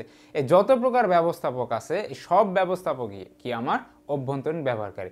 এই ব্যবস্থাপক বাদে যারা আছে মোটামুটি সবাই তারা কি? বহিস্থ ব্যবহারকারী। তো এখন আমরা দেখি বহিস্থ ব্যবহারকারী কারা। যারা ব্যবসার সিদ্ধান্ত গ্রহণে প্রত্যক্ষ ভূমিকা রাখে না, তারাই বহিস্থ ব্যবহারকারী। বহিস্থ ব্যবহারকারীদের জন্য হিসাব বিজ্ঞান বহিস্থ প্রতিবেদন প্রকাশ করে। এরা ব্যবসা থেকে বেতন গ্রহণ করে না। বহিস্থ ব্যবহারকারী কারা দেখি? সংগঠক। ধরো কোনো একটা সংগঠক আমার প্রতিষ্ঠান সম্পর্কে তাদের খুব ইন্টারেস্ট, যে তারা এই প্রতিষ্ঠান সম্পর্কে তথ্য চায়। তো তারা যে তথ্য চায় আমরা তথ্য দিব, কারণ তারা তথ্য ব্যবহারকারী। কিন্তু তারা কি আমাদের অভ্যন্তরীণ নাকি বহিস্থ ব্যবহারকারী? তারা তথ্য নিল, কিন্তু তাদের কোনো ক্ষমতা আছে আমার প্রতিষ্ঠানে কি করার? কোনো প্রত্যক্ষ সিদ্ধান্ত নেওয়া না, নাই। এই কারণে এই সংগঠককে আমরা কি বলবো? বহিস্থ ব্যবহারকারী। মানব সম্পদ ব্যবস্থাপনা, ট্রেজারার, পরিচালনা পর্ষদ, প্রধান নির্বাহী কর্মকর্তা, অভ্যন্তরীণ বা আন্তঃনিরীক্ষক। এটা একটু একটু আমাদের স্লাইডটা উল্টাপাল্টা হয়ে গেছে, এইগুলো সব যা আসতেছে এটা হইতেছে আমার অভ্যন্তরীণ ব্যবহারকারী। হ্যাঁ, এরপরে এইখানে আসছে এটা কি? বহিস্থ ব্যবহারকারী, যে বিনিয়োগকারীগণ, শেয়ার মালিকগণ, কর কর্তৃপক্ষ, বিশ্ববিদ্যালয়ের প্রশিক্ষকগণ, গবেষক, সরকার, ব্যাংক ও ব্যাংকার, হিসাব বিজ্ঞান মান প্রণেতা। এই জিনিসগুলো আমাদের বহিস্থ ব্যবহারকারী। আমাদের এখানে স্লাইডটা একটু একটা উল্টাপাল্টা হয়ে গেছে। প্রথমটা হইতেছে অভ্যন্তরীণ ব্যবহারকারী আমরা পড়াইছি, এরপরে অভ্যন্তরীণ ব্যবহারকারীর একটা লিস্ট থাকা উচিত ছিল, ওটা একটু এক স্লাইড পরে চলে এসেছে। তবে তোমাদের সমস্যা নেই, আমরা আগেই বলছি যে ব্যবস্থাপক টাইপের যারা, যা ব্যবস্থাপক যেটা লিখে থাকবে ওইটা হইতেছে আমাদের অভ্যন্তরীণ ব্যবহারকারী, আর বহিস্থ ব্যবহারকারী হইতেছে যে এরা বিনিয়োগকারীগণ, শেয়ার মালিকগণ। এটা কিন্তু সবাই একটু গুরুত্ব সহকারে দেখো, শেয়ার মালিকগণ। দেখো মালিক দেখলে আমরা কিন্তু ধরে নিই এটা কিন্তু কি অভ্যন্তরীণ ব্যবহারকারী, কিন্তু না, এক মালিকানা ব্যবসার ক্ষেত্রে মালিক অবশ্যই অভ্যন্তরীণ ব্যবহারকারী, কারণ এক মালিকানা ব্যবসায় মালিক থাকে একজন, তো সিদ্ধান্ত গ্রহণ করার ক্ষমতা তার হাতে, সুতরাং ওই ক্ষেত্রে মালিক আমার কি অভ্যন্তরীণ ব্যবহারকারী। কিন্তু আমরা এখানে বহু কি বলে কোম্পানি মালিকানা, ঠিক আছে, বা যৌথ মূলধনী মালিকানার ভিত্তিতে আমরা এই হিসাবগুলো যদি করে থাকি, ওই ক্ষেত্রে আমার মালিকগণ বা শেয়ার মালিকগণ, কিন্তু এখানে বলছে মালিকগণ, মানে একজন মালিক না, তাহলে বুঝেই নিতে হবে এটা কি যৌথ মূলধনী কোম্পানি। তাহলে এই মালিকগণ আমার কি হবে বহিস্থ ব্যবহারকারী। এরপর কর কর্তৃপক্ষ, বিশ্ববিদ্যালয়ের প্রশিক্ষকগণ, এই সবই কি আমার বহিস্থ ব্যবহারকারী। শিল্প ও বণিক সমিতি বা শ্রমিক সংঘ, প্রতিযোগী প্রতিষ্ঠান, হ্যাঁ প্রতিযোগী প্রতিষ্ঠান, এর কিন্তু দরকার আছে আমার প্রতিষ্ঠান সম্পর্কে তথ্য নেওয়ার, তাই না। আমি একটা প্রতিষ্ঠান চালাই, আমার সেম আরেকটা প্রতিষ্ঠান আছে, আমার মধ্যে সেম প্রোডাক্ট না আরেকটা প্রতিষ্ঠান আছে, তো সুতরাং তার প্রতিষ্ঠানের তথ্য জানা কিন্তু আমার দরকার। তাহলে আমি কিন্তু তার প্রতিষ্ঠানে একজন তথ্য ব্যবহারকারী, বাট আমি অভ্যন্তরীণ না, আমি হইতেছি বহিস্থ বা বাহ্যিক ব্যবহারকারী। এরপর সাধারণ জনগণ, কোম্পানির কর্মচারীগণ। সবাই এখানে খেয়াল করো, অনেকে এই জিনিসটা নিয়ে একটু কনফিউশনে থাকে, কোম্পানির কর্মচারীর কর্মকর্তা কিন্তু এক কথা না। আমি এখানে ওই যে অভ্যন্তরীণ বহিস্থ দেখে মনে করে কর্মচারীরা তো প্রতিষ্ঠানের ভিতরে কাজ করে, তাহলে ওরা হইতেছে মনে হয় কি অভ্যন্তরীণ ব্যবহারকারী, কিন্তু না, তুমি ওই পয়েন্টটা মনে রাখবা যে কর্মচারীরা কি প্রতিষ্ঠানের সিদ্ধান্ত গ্রহণের ক্ষমতা নিতে পারে কিনা, না পারে না, এই কারণে তারা বহিস্থ ব্যবহারকারী। কারণ কর্মচারীরা প্রতিষ্ঠানের ভিতরে থাকে, বাট প্রতিষ্ঠানের সিদ্ধান্ত যারা গ্রহণ করে তাদেরকে একমাত্র বলা হয় অভ্যন্তরীণ ব্যবহারকারী, বাকি সবাই কি বহিস্থ। তো কর্মকর্তারা অনেক সময় কি করে সিদ্ধান্ত গ্রহণ করে, প্রতিষ্ঠানের কর্মকর্তা যারা, তারা কিন্তু প্রতিষ্ঠানের সিদ্ধান্ত গ্রহণ করার একটা ক্ষমতা তাদের আছে, এই কারণে কর্মকর্তারা হবে আমার কি অভ্যন্তরীণ ব্যবহারকারী। আর কর্মচারী যারা, এরা জাস্ট কাজ করে টাকা নিয়ে চলে যায়, প্রতিষ্ঠানের সিদ্ধান্ত গ্রহণে এদের কোনো ভূমিকা নেই। এরপর দেখো নিয়ন্ত্রণকারী প্রতিষ্ঠান, দেনাদার পাওনাদার। এই ছিল আমাদের অভ্যন্তরীণ ও বহিস্থ ব্যবহারকারী। তো স্লাইড নিয়ে যদি কারো সমস্যা থাকে যে এইখানে একটু উল্টাপাল্টাভাবে উঠছে, কোনো সমস্যা নেই, পিডিএফে তোমরা একদম ডিটেলস গোছানো আকারে পাবা, পিডিএফটাতে একদম ডিটেলস আছে। এরপরে দেখো হিসাব বিজ্ঞানের উদ্দেশ্য, আমাদের 6টা পয়েন্ট পড়া হয়ে গেছে, এরপরে আমরা পড়ি হিসাব বিজ্ঞানের উদ্দেশ্য। এটাও মোটামুটি একটা গুরুত্বপূর্ণ টপিক। তো হিসাব বিজ্ঞানের উদ্দেশ্য দুই ধরনের, এটা আগে মনে রাখবা, হিসাব বিজ্ঞানের উদ্দেশ্য কয় ধরনের, দুই ধরনের। আচ্ছা এখন আমরা দেখি প্রথম উদ্দেশ্য, প্রাথমিক উদ্দেশ্য।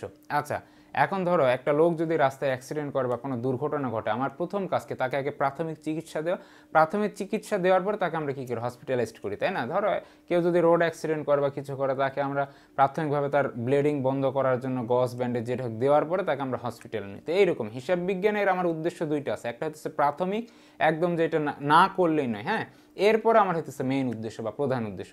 তো প্রাথমিক উদ্দেশ্যটা কি দেখো, হিসাব বিজ্ঞানের প্রাথমিক উদ্দেশ্য হলো আর্থিক ঘটনার সময় চিহ্নিত করে বা শনাক্ত করে সেগুলোকে হিসাবের বইতে লিপিবদ্ধ করা। তোমরা জাস্ট এই ওয়ার্ডটা মনে রাখবা, লিপিবদ্ধ।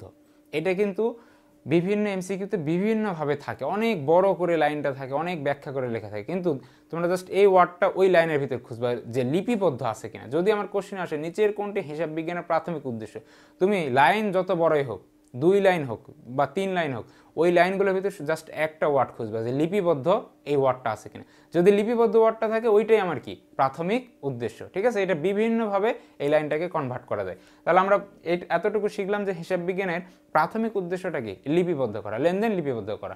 এত বড় লাইন আমার মনে রেখে দরকার নেই, আমরা জাস্ট শর্টকাটে এতটুকু মনে রাখবো যে হিসাব বিজ্ঞানের প্রাথমিক উদ্দেশ্য হচ্ছে কি লেনদেন লিপিবদ্ধ করা, বাস। এরপরে দেখি আমরা মূল বা প্রধান উদ্দেশ্য কি।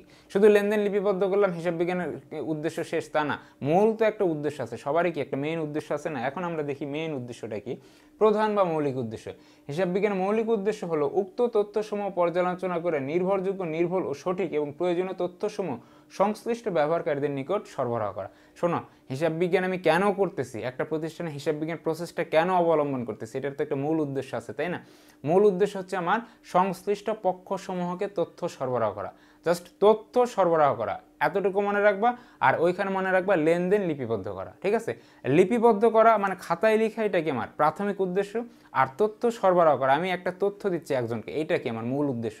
কারণ তথ্য সরবরাহ করার জন্য কিন্তু আমার প্রতিষ্ঠানে হিসাব বিজ্ঞানের প্রসেসটা অবলম্বন করতে হবে বা হিসাব প্রক্রিয়াটা ধরে রাখতে হবে। এই উদ্দেশ্য নিয়েই যে আমি প্রতিষ্ঠানে কেন হিসাব রাখতেছি, আমার প্রতিষ্ঠান থেকে যদি কেউ এখন তথ্য চায় যে আপনার প্রতিষ্ঠান ঋণ কত, সম্পদ কত, দেখি একটু, এই জিনিসগুলো দেখানোর জন্য কিন্তু কি আমার হিসাব বিজ্ঞান প্রসেসটা দরকার। তাহলে আমরা হিসাব বিজ্ঞানের উদ্দেশ্য শিখলাম কয়টা? দুইটা। একটা হচ্ছে প্রাথমিক, আর একটা কি প্রধান বা মৌলিক। প্রধান উদ্দেশ্য কি, আমার টার্গেট থাকবে যে কেউ যখন এসে জিজ্ঞেস করবে আমি যেন তাকে সাথে সাথে তথ্যটা দিতে পারি, এটাই কি আমার মানে প্রধান বা মৌলিক উদ্দেশ্য। আর প্রাথমিক উদ্দেশ্য কি, আমার লেনদেনটা লিপিবদ্ধ করতে হবে, ঠিক আছে? তো এইটা বিভিন্নভাবে এমসিকিউতে বিভিন্ন লাইনে সাজানো থাকবে, যেইভাবে থাক, যত বড় লাইনে থাক, ওই লাইনের ভিতরে তোমরা জাস্ট এই দুইটা কিওয়ার্ড খুঁজবা। যদি আমার কোশ্চেন আসে নিচের কোনটি হিসাব বিজ্ঞানের প্রাথমিক উদ্দেশ্য, তোমরা জাস্ট খুঁজবা কোন অপশনে লিপিবদ্ধ লেখাটা আছে। লিপিবদ্ধ লেখা থাকলে ওইটাই কি করতে হবে, চুজ করতে হবে। আর নিচের কোনটি হিসাব বিজ্ঞানের প্রধান উদ্দেশ্য, তোমরা জাস্ট খেয়াল করবা যে তথ্য সরবরাহ করা, হ্যাঁ, বা তথ্য আদান প্রদান করা, এই টাইপের কোনো ইনফরমেশন আছে কিনা। তথ্য আদান প্রদান বা সরবরাহ থাকলে ওইটাই হবে আমার মৌলিক বা মূল উদ্দেশ্য। আচ্ছা, তাহলে এখানে আমরা মোটামুটি সব দেখতে পাচ্ছি যে 1.7 পর্যন্ত পড়া হয়ে গেছে, মানে আমাদের মূল যে চ্যাপ্টারের বিষয়গুলো, বিষয়বস্তুগুলো, এটা কিন্তু পড়া হয়ে গেছে। হ্যাঁ, এই জিনিস থেকে আমাদের এমসিকিউ এ পর্যন্ত আসে। প্রথম জিনিসটা হইতেছে হিসাব বিজ্ঞান প্রক্রিয়া, এখান থেকে আমাদের এমসিকিউ আসে। দ্বিতীয় হইতেছে হিসাব বিজ্ঞানের তথ্য ব্যবহারকারী, 3 নম্বর হইতেছে হিসাব বিজ্ঞানের উদ্দেশ্য। এই তিনটা টপিক খুবই গুরুত্বপূর্ণ। এরপরে যে অন্য টপিকের গুরুত্ব একেবারেই নেই তা না, আমাদের পড়তে হবে, কারণ আমাদের রিটেন আছে, তারপর হইতেছে আমাদের এমসিকিউ যদি চলে আসে। কারণ আমরা খাপছাড়া প্রিপারেশন নিলে হবে না, কারণ তোমাদের স্বপ্ন একটাই, পাবলিক বিশ্ববিদ্যালয়, ঠিক আছে? তো পূর্ণাঙ্গ প্রস্তুতি নিয়ে যেতে হবে। আমি একটা চ্যাপ্টারে বলে দিলাম এই 3টা টপিক খুবই ইম্পর্টেন্ট বা এই 3টা টপিক খুবই গুরুত্বপূর্ণ, এখান থেকে কোশ্চেন, এই 3টা টপিক পড়ে গেলে হলো না, তা হলো না। এই 3টা টপিক তুমি লাস্ট আওয়ারে, যখন তুমি একদম নিজেকে খুব ভালোভাবে প্রিপেয়ার করবে, তুমি লাস্ট আওয়ারে গিয়ে কী করবে, এই 3টা টপিক দরকার হলে তখন ভালো করে দেখবে। কিন্তু শেখার সময় সব টপিকগুলো আমাদের গুরুত্ব দিয়ে শিখতে হবে। তাহলে এখন আসি আমরা হিসাব বিজ্ঞানের উদ্দেশ্য পর্যন্ত আমাদের চলে গেল না। এরপরে আমরা দেখি হিসাব বিজ্ঞানের জনক। একটা সাবজেক্ট আমরা পড়তেছি, সাবজেক্টটা কে তৈরি করলো, কিভাবে আসলো, এটা সম্পর্কে তো আমাদের একটা ধারণা থাকা উচিত, তাই না? তো এখন আমরা দেখি জনক কে। হিসাব বিজ্ঞানের প্রথম গ্রন্থের নাম সুম্মা দি অ্যারিথমেটিকা জিওমেট্রিয়া প্রপোর্শনিয়েট প্রপোর্শনালিটা। গ্রন্থটি 1494 সালে ইতালীয় ভাষায় ইতালিতে প্রকাশিত হয়। এটা কোন ভাষায় প্রকাশিত হয়? ইতালীয় ভাষায়। প্রথমে কিন্তু এটা ইতালীয় ভাষায় ইতালিতেই প্রকাশ হয়। হ্যাঁ, আচ্ছা, এরপরে দেখো গ্রন্থটি মূলত গণিতের উপর লিখিত। আচ্ছা, ঠিক আছে, তাহলে আমরা দেখতেছি হিসাব বিজ্ঞানের জনক। দেখো, হিসাব বিজ্ঞানের প্রথম গ্রন্থের নাম সুম্মা দি অ্যারিথমেটিকা জিওমেট্রিয়া প্রপোর্শনিয়েট প্রপোর্শনালিটা। গ্রন্থটি 1494 সালে ইতালীয় ভাষায় ইতালিতে প্রকাশিত হয়। তাহলে গ্রন্থটি আমার কোন ভাষায় প্রথম প্রকাশিত হয়? ইতালীয় ভাষায়। এরপরে দেখো, গ্রন্থটি মূলত গণিতের উপর লিখিত। এটা কিন্তু এখনও অনেকেই জানে না, যে এই গ্রন্থটার নাম দেখে মনে করে কি এটা তো দ্বিতীয় দাখিলা পদ্ধতির উদ্ভাবিত প্রথম বই, সবাই মনে করে এটা মনে হয় হিসাব বিজ্ঞানের উপর লিখিত গ্রন্থ, কিন্তু না, গ্রন্থটাকে বেসিক্যালি লেখা হয়েছিল গণিতের উপর। তো এই গ্রন্থের 3টা অংশ আছে, যে গ্রন্থটি 3টি অংশে বিভক্ত। প্রথম অংশ হলো অ্যারিথমেটিক বা পাটিগণিত, তারপর এটা আমার জ্যামিতি, তারপর এটা আমার অনুপাত, ঠিক আছে? তো যার তৃতীয় অংশ মানে যে অনুপাত অংশে দ্বিতীয় দাখিলা পদ্ধতি সম্পর্কে আলোচনা করা হয়। গ্রন্থটার নাম দেখে অনেকে মনে করে মনে হয় এটা হিসাব বিজ্ঞানের উপর লিখিত প্রথম বই, কিন্তু না, এই গ্রন্থটা অ্যাকচুয়ালি আমার গণিতের উপর লিখিত বই। তো ওই বইটাতে আমার 3টা পার্ট ছিল, যে পার্টের তৃতীয় অংশে বা যে অংশের তৃতীয় অংশে আমার কী করা হয়, এই দ্বিতীয় দাখিলা পদ্ধতি সম্পর্কে সর্বপ্রথম আলোচনা করা হয়। এই দ্বিতীয় দাখিলা পদ্ধতি আধুনিক হিসাব বিজ্ঞানের ভিত্তি। তাহলে আধুনিক হিসাব বিজ্ঞানের ভিত্তি কি? দ্বিতীয় দাখিলা পদ্ধতি। যাতে জাবেদা ও খতিয়ান সংরক্ষণের উপায় উল্লেখ করা হয়। গ্রন্থটির লেখক লুকা প্যাসিওলি। তাহলে এই গ্রন্থটার লেখককে?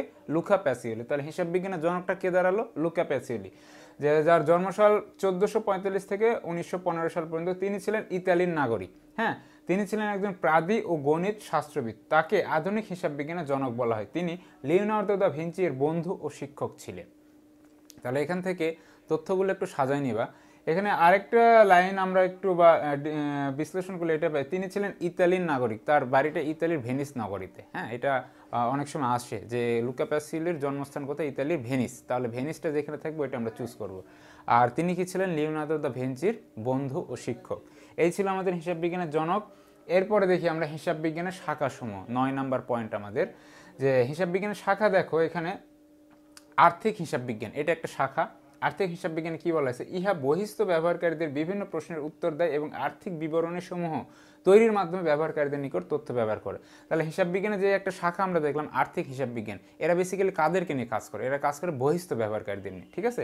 এরপর আমরা দেখি ব্যবস্থাপকীয় হিসাব বিজ্ঞান। এই ব্যবস্থাপকীয় হিসাব বিজ্ঞান কি, আমার অভ্যন্তরীণ ব্যবহারকারীদের সিদ্ধান্ত গ্রহণে সহায়তা দেওয়ার জন্য বিভিন্ন অভ্যন্তরীণ প্রতিবেদন প্রদান করে এবং আর্থিক বিবরণসমূহ তৈরির মাধ্যমে ব্যবহারকারীদের নিকট তথ্য প্রদান করে। তাহলে আমার ব্যবস্থাপকীয় হিসাব বিজ্ঞান এটা কিন্তু কাজ করে ইন্টারনাল ইউজার মানে অভ্যন্তরীণ ব্যবহারকারীদের নিয়ে, আর আর্থিক হিসাব বিজ্ঞানটা কাজ করে বহিস্থ ব্যবহারকারীদের নিয়ে, ঠিক আছে।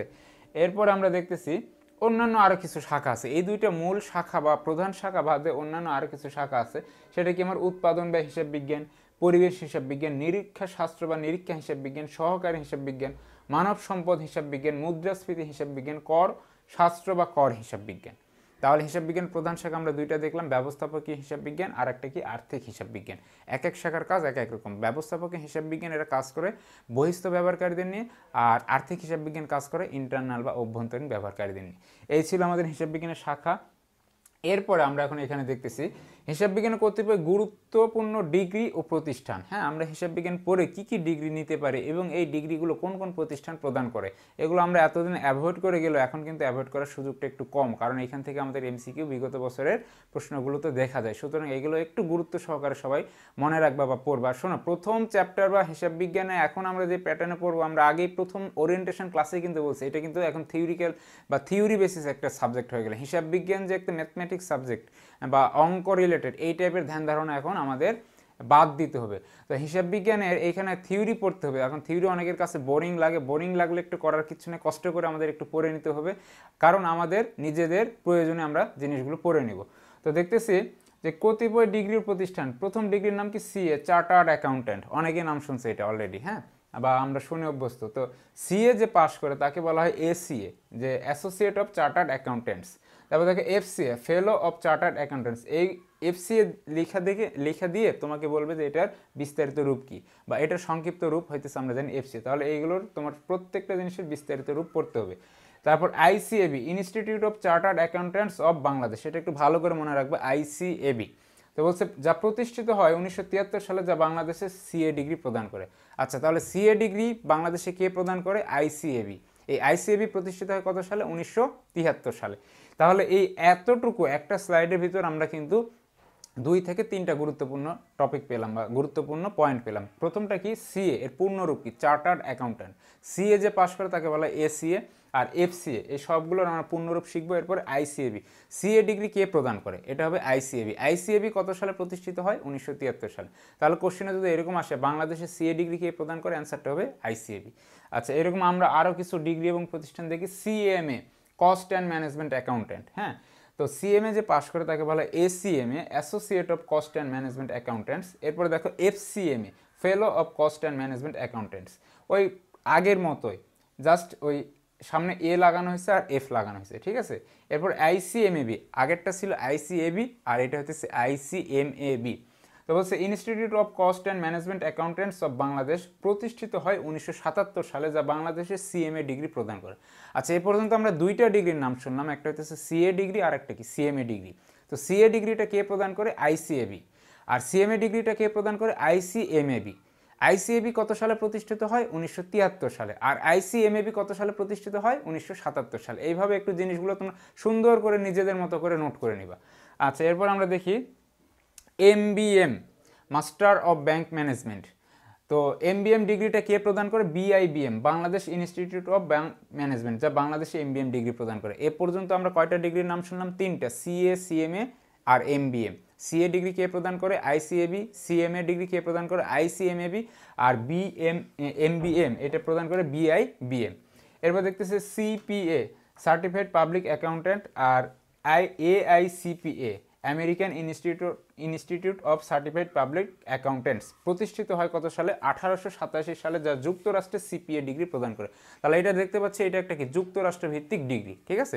তো বাংলাদেশ ভিত্তিক ডিগ্রি আমরা কয়টা দেখলাম? 3টে, সিএ, সিএমএ আর এমবিএম। এরপর আমরা দেখি যে অ্যাকাউন্টিং রিলেটেড কিছু টার্মস আছে আমাদের। এই টার্মসগুলো একটু কষ্ট করে মুখস্থ করতে হবে আমাদের। টার্মসগুলো আমরা নিমেষে আগে পড়ে দেখি কীরকম। আইসিএবির পূর্ণরূপ কি? International accounting standards board. এটা কিন্তু স্ট্যান্ডার্ড না, যদি আমার অপশনে থাকে অনেক সময় কিন্তু এইখানেই কনফিউশনটা বাড়ে যে স্ট্যান্ডার্ড হবে নাকি স্ট্যান্ডার্ডস হবে, দুইটাই কিন্তু অপশনে থাকে। তোমরা সবসময় মনে রাখবে এস যুক্ত এগুলো কিন্তু হবে। দেখো প্রত্যেকটাতে দেখো স্ট্যান্ডার্ডস পাইছো, তাহলে এস যুক্ত, এস যেখানে যুক্ত আছে ওইটা তোমরা চুজ করবে। তাহলে ICAB International accounting standards Board, FASB Financial accounting standards Board, standards, standard নয় কিন্তু, স্ট্যান্ডার্ডস বোর্ড। এরপর দেখো BFRS Bangladesh financial reporting standards, formally known as BAS. এরপর দেখো IFRS international accounting reporting standards, formally known as IAS. IAS অর্থ কি? International accounting standards. এবার দেখো গ্যাপ, অনেকেই নামটা এ পর্যন্ত শুনে আসছো, জেনারেলি অ্যাকসেপ্টেড অ্যাকাউন্টিং প্রিন্সিপালস। তারপর দেখো বিএএস বাংলাদেশ অ্যাকাউন্টিং স্ট্যান্ডার্ডস, তাহলে বিএএস এটা এখন কি হয়ে গেছে? বিএফআরএস হয়ে গেছে। এরপর দেখো আইএএস ইন্টারন্যাশনাল অ্যাকাউন্টিং স্ট্যান্ডার্ডস, তারপর IAS international accounting standards committee. এরপর দেখো DSE Dhaka stock exchange, CSE Chittagong stock exchange. এই জিনিসগুলো তোমরা বাসায় আবার একটু ভালো করে পড়ে নেবে, খুবই গুরুত্বপূর্ণ জিনিস, এবং অ্যাকাউন্টিং পড়তে গেলে এই জিনিসগুলো অবশ্যই আমাদের জানতে হবে। তারপর আমরা দেখি যে হিসাব বিজ্ঞানের মানদণ্ড। হ্যাঁ, আইএএস ইন্টারন্যাশনাল অ্যাকাউন্টিং স্ট্যান্ডার্ডস মানগুলো কি কি? তো বলছে বর্তমানে আইএএস রয়েছে কয়টা? 41টা। তাহলে যদি আমার অপশনে আসে, এমসিকিউতে আসে আইএএস কয়টা আছে, অ্যান্সার হবে 41টা। এরপরে দেখি বর্তমানে আইএএস কার্যকর রয়েছে 34টা, তাহলে 41টা আছে কিন্তু এর ভিতরে কার্যকর আছে কয়টা? 34টা। এরপর হচ্ছে বর্তমানে আইএফআরএস কার্যকর রয়েছে কয়টা? 13টা। দেখো একটা হচ্ছে আইএএস কার্যকর আছে আর একটা আইএফআরএস কার্যকর আছে। আইএএস কার্যকর আছে কয়টা? 34টা। আর আইএফআরএস কার্যকর আছে কয়টা? 13টা। খাতায় নিজের মতো করে নোট করে নিতে হবে। তারপর দেখতেছি বাংলাদেশ এ পর্যন্ত গ্রহণ করেছে কয়টা? 21টি, মানে আইএএস গ্রহণ করেছে কয়টা? 21টা। আর্থিক বিবরণী সম্পর্কে বলা আছে কততে? আইএএস 1-এ। তাহলে আইএএস 1-এ কি সম্পর্কে বলা আছে? আনসারটা হবে আর্থিক বিবরণী সম্পর্কে। বোঝা গেল? এবারে দেখো মজুদ পণ্য সম্পর্কে বলা আছে আইএএস 2-তে। তাহলে যদি বলা হয় মজুদ পণ্য সম্পর্কে কত নাম্বার আইএএসে বলা আছে? আইএএস 2-তে। আর আর্থিক বিবরণী সম্পর্কে কত নাম্বার আইএএসে বলা আছে? আইএএস 1-এ। উত্তোলন সম্পর্কে বলা আছে আইএএস 4-এ। তারপরে পূর্ণ প্রকাশ নীতি সম্পর্কে বলা আছে আইএএস 5-এ। নগদ প্রবাহ বিবরণী সম্পর্কে বলা আছে আইএএস 7-এ। আয়কর সম্পর্কে বলা আছে আইএস 12-এ। চলতি সম্পদ ও চলতি দায় সম্পর্কে বলা আছে আইএস 13-এ। স্থায়ী সম্পদ সম্পর্কে বলা আছে আইএস 16-এ। বাট্টা সম্পর্কে বলা আছে আইএস 35-এ। সম্ভাব্য দায় ও সম্পদ সম্পর্কে বলা আছে আইএস 37-এ। আর অস্পর্শনীয় সম্পদ সম্পর্কে বলা আছে আইএস 38-এ। ঠিক আছে? তো এখান থেকে সবচেয়ে গুরুত্বপূর্ণ হলো আর্থিক বিবরণী সম্পর্কে বলা আছে কত নাম্বার আইএসে? আইএস 1-এ। ঠিক আছে? এরপর এখান থেকে হইতেছে পূর্ণ প্রকাশ নীতি সম্পর্কে বলা আছে আইএস 5-এ। এইরকম কয়েকটা গুরুত্বপূর্ণ, যেটা তোমার কাছে মনে হয় চ্যাপ্টারটা পড়ার পরে তুমি বুঝবা কোনটা গুরুত্বপূর্ণ বেশি, ওই জিনিসগুলো একটু মুখস্থ করে রাখবা। এই ছিল আমাদের হিসাব বিজ্ঞানের মানদণ্ড। এখন আমরা দেখি এই পুরা যে চ্যাপ্টারটা পড়লাম এটার সামারি কি। হ্যাঁ, এক নজরে গুরুত্বপূর্ণ তথ্য বলে অনেক কিছু পড়ছি, কিন্তু আমি বলছি 3টা টপিক খুবই গুরুত্বপূর্ণ। একটা হচ্ছে হিসাব বিজ্ঞানের উদ্দেশ্য, হিসাব বিজ্ঞানের ব্যবহারকারী, আরেকটা হচ্ছে হিসাব বিজ্ঞান প্রক্রিয়া। ঠিক আছে? তো এই 3টাকে মূল বেসিক ধরে আরও যা কিছু পড়লাম এই সব পুরো চ্যাপ্টারের সামারিটা আমরা এখন এখানে দেখাবো। সামারিটা কীরকম? যে হিসাব বিজ্ঞান প্রধান উদ্দেশ্য, দেখো এটা কিন্তু আসছে কোথায় থেকে? উদ্দেশ্য থেকে। হিসাব বিজ্ঞানের প্রধান উদ্দেশ্য কি? সংশ্লিষ্ট পক্ষসমূহকে তথ্য সরবরাহ করা। আমি বলছি উদ্দেশ্য 2টা, প্রাথমিক আর প্রধান। প্রাথমিক মানে কি? লিপিবদ্ধ করা, খাতায় লিখা। আর প্রধানটা কি? তথ্য সরবরাহ করা। এতটুকু মনে রাখবে। এর বলছে হিসাব বিজ্ঞানের প্রাথমিক উদ্দেশ্য লেনদেন সময় সঠিকভাবে লিপিবদ্ধ করা। লিপিবদ্ধ করা এটা আমার কিওয়ার্ড, এই কিওয়ার্ডটা মনে রাখবা। আর তথ্য সরবরাহ করা এটা হচ্ছে প্রধান উদ্দেশ্যের কিওয়ার্ড। এরপর দেখি হিসাব বিজ্ঞানের 2টি প্রধান শাখা, আর্থিক হিসাব বিজ্ঞান ও ব্যবস্থাপকীয় হিসাব বিজ্ঞান। হিসাব বিজ্ঞান ইনপুট মানে আমরা কি ইনপুট দিই? লেনদেন। আর আউটপুটটা কি পাই? আর্থিক বিবরণী বা ফিনিশড গুড বা ফিনিশড প্রোডাক্ট যেটাকে বলি। আর হিসাব বিজ্ঞান আউটপুটটা কি? আর্থিক বিবরণী প্রস্তুত করেন। আমি লেনদেন দিলাম, আর্থিক বিবরণী পাইলাম, এটাই তো কি হিসাব বিজ্ঞানের প্রক্রিয়া। এরপরে দেখি যে হিসাব বিজ্ঞান প্রক্রিয়ার অন্তর্ভুক্ত ধাপ কয়টা? 3টা। মনে আছে ধাপ 3টা কি কি? প্রথমে আমার লেনদেন শনাক্ত বা চিহ্নিত করতে হবে, তারপর লিপিবদ্ধ করতে হবে, তারপর তথ্য সরবরাহ করতে হবে। লিপিবদ্ধকরণে আবার ধাপ কয়টা? 3টা। লেনদেন বিশ্লেষণ করতে হবে, জাবেদাভুক্ত করতে হবে, এরপর খতিয়ানভুক্ত করতে হবে। আচ্ছা, এরপর দেখি সর্বজন স্বীকৃত হিসাব বিজ্ঞান নীতিমালা, মানে সবাই গ্রহণ করে এই নীতিমালাকে কি বলা হয়? Gap, generally accepted accounting principles. এবার দেখো হিসাব বিজ্ঞান প্রক্রিয়ার অন্তর্ভুক্ত নয় যাচাইকরণ, এটা গুরুত্বপূর্ণ তথ্যতে দেওয়ার উদ্দেশ্য হইতেছে নিচের কোনটি হিসাব বিজ্ঞান প্রক্রিয়ার অন্তর্ভুক্ত নয়। এই যাচাইকরণটাই বেশি অপশনে থাকে, এই কারণে এখানে উল্লেখ করে দেওয়া হলো যাতে তোমাদের মাথায় সেফ থাকে এটা, যে যাচাইকরণ হিসাব বিজ্ঞান প্রক্রিয়ার কোনো হিসাব বিজ্ঞান প্রক্রিয়ার কোনো ধাপই না। ঠিক আছে, এরপরে দেখো কিপো নামক, আমি এটা কিন্তু প্রথমে ওই উন্মেষকালে পড়ানোর সময় বলছি যে এই কোশ্চেনটা কিন্তু আসছিল একবার, যে কিপো নামক রঙিন সুতায় গিট দিয়ে হিসাব রাখতো কারা? পেরুর অধিবাসীরা। তারপরে দেখো আধুনিক হিসাব বিজ্ঞান নীতিমালার 3টি সি হলো কস্ট ব্যয়, কনজারভেটিজম রক্ষণশীলতা, আর কনসিস্টেন্সি মানে ধারাবাহিকতা, যে প্রত্যেকটা জিনিসের একটা কি ধারাবাহিকতা থাকবে। আর হিসাব বিজ্ঞানের জন্মভূমি বা আদিভূমি কি? ইতালির ভেনিস নগরী। ঠিক আছে, কারণ এখানে কি লুকা প্যাসিওলি জন্মগ্রহণ করে। তারপরে দেখো বাংলাদেশে পেশাগত হিসাব বিজ্ঞানের প্রতিষ্ঠান বা সংগঠন কয়টা আছে? 2টা। আইসিএবি যেটা বাংলাদেশে সিএ ডিগ্রি প্রদান করে, আর আরেকটা হইতেছে আইসিএমএবি যেটা বাংলাদেশে সিএমএ ডিগ্রি প্রদান করে। এই 2টা হইতেছে পেশাগত হিসাব বিজ্ঞানীদের সংগঠন বাংলাদেশে। এরপর আমরা দেখি যে হিসাব তথ্যের একটি সমালোচনা, প্রত্যেকটা জিনিসের একটা সমালোচনা আছে, মানে নেগেটিভ সাইড আছে। কীরকম? যে হিসাব তথ্যে মুদ্রাস্ফীতি প্রতিফলিত হয় না, এখানে কোনো মুদ্রাস্ফীতি সম্পর্কে কোনো আলোচনা বা প্রতিফলন ঘটে না। এরপরে দেখো বাংলাদেশে আর্থিক বিবরণের প্রস্তুতি অনুসরণ করা হয় বিএফআরএস, বাংলাদেশ ফিনান্সিয়াল রিপোর্টিং স্ট্যান্ডার্ডস, এটা আমরা ওই যেখানে পড়ছি অ্যাকাউন্টিং রিলেটেড টার্ম ওইখানে। এবার দেখো আইসিএবি প্রতিষ্ঠিত হয় 1973 সালে, আর আইসিএমই প্রতিষ্ঠিত হয় 1977 সালে। তারপর শেয়ার লেনদেন করে ডিএসসি সিএসসি মানে ঢাকা স্টক এক্সচেঞ্জ এবং চিটাগাং স্টক এক্সচেঞ্জ। আইএএস এর বর্তমান নাম কি? আইএফআরএস। তাহলে আইএএস এটার বর্তমান নাম কি? আইএফআরএস। আর আইএফআরএস এর পুরাতন নাম কি তাহলে? আইএএস। এবার দেখো শেয়ার মালিকগণ বা শেয়ার মালিক হিসাব তথ্যের বহিস্থ ব্যবহারকারী। অভ্যন্তরীণ আর বহিস্থ এই দুইটার ভিতরে মূল পার্থক্য মনে আছে? যে অভ্যন্তরীণ ব্যবহারকারীরা কি করবে? আমার প্রতিষ্ঠানে সিদ্ধান্ত গ্রহণে প্রত্যক্ষ ভূমিকা রাখবে, আর বহিস্থ ব্যবহারকারীরা কোনো প্রত্যক্ষ ভূমিকা রাখতে পারবে না। তো এখানে আমরা দেখতেছি যে শেয়ার মালিকগণ সে কিন্তু প্রতিষ্ঠানে সিদ্ধান্ত গ্রহণে প্রত্যক্ষ ভূমিকা রাখতে পারে না, এই কারণে বহিস্থ ব্যবহারকারীকে কি বলা হয়? শেয়ার মালিককে কি বলা হয়? বহিস্থ ব্যবহারকারী। এরপর আসো আমার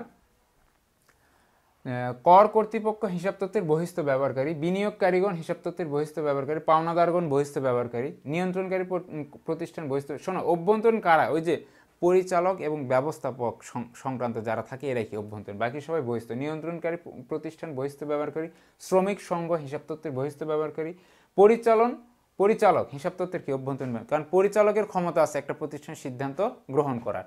এরপরে দেখো বিক্রয় ও বিপণন ব্যবস্থাপক হিসাব তথ্যের অভ্যন্তরীণ ব্যবহারকারী। এই যে ব্যবস্থাপক আছে মানে কি? আমি বুঝে নিলাম এটা অভ্যন্তরীণ ব্যবহারকারী, কারণ ব্যবস্থাপকের কিন্তু একটা ক্ষমতা আছে প্রতিষ্ঠানের সিদ্ধান্ত গ্রহণ করার।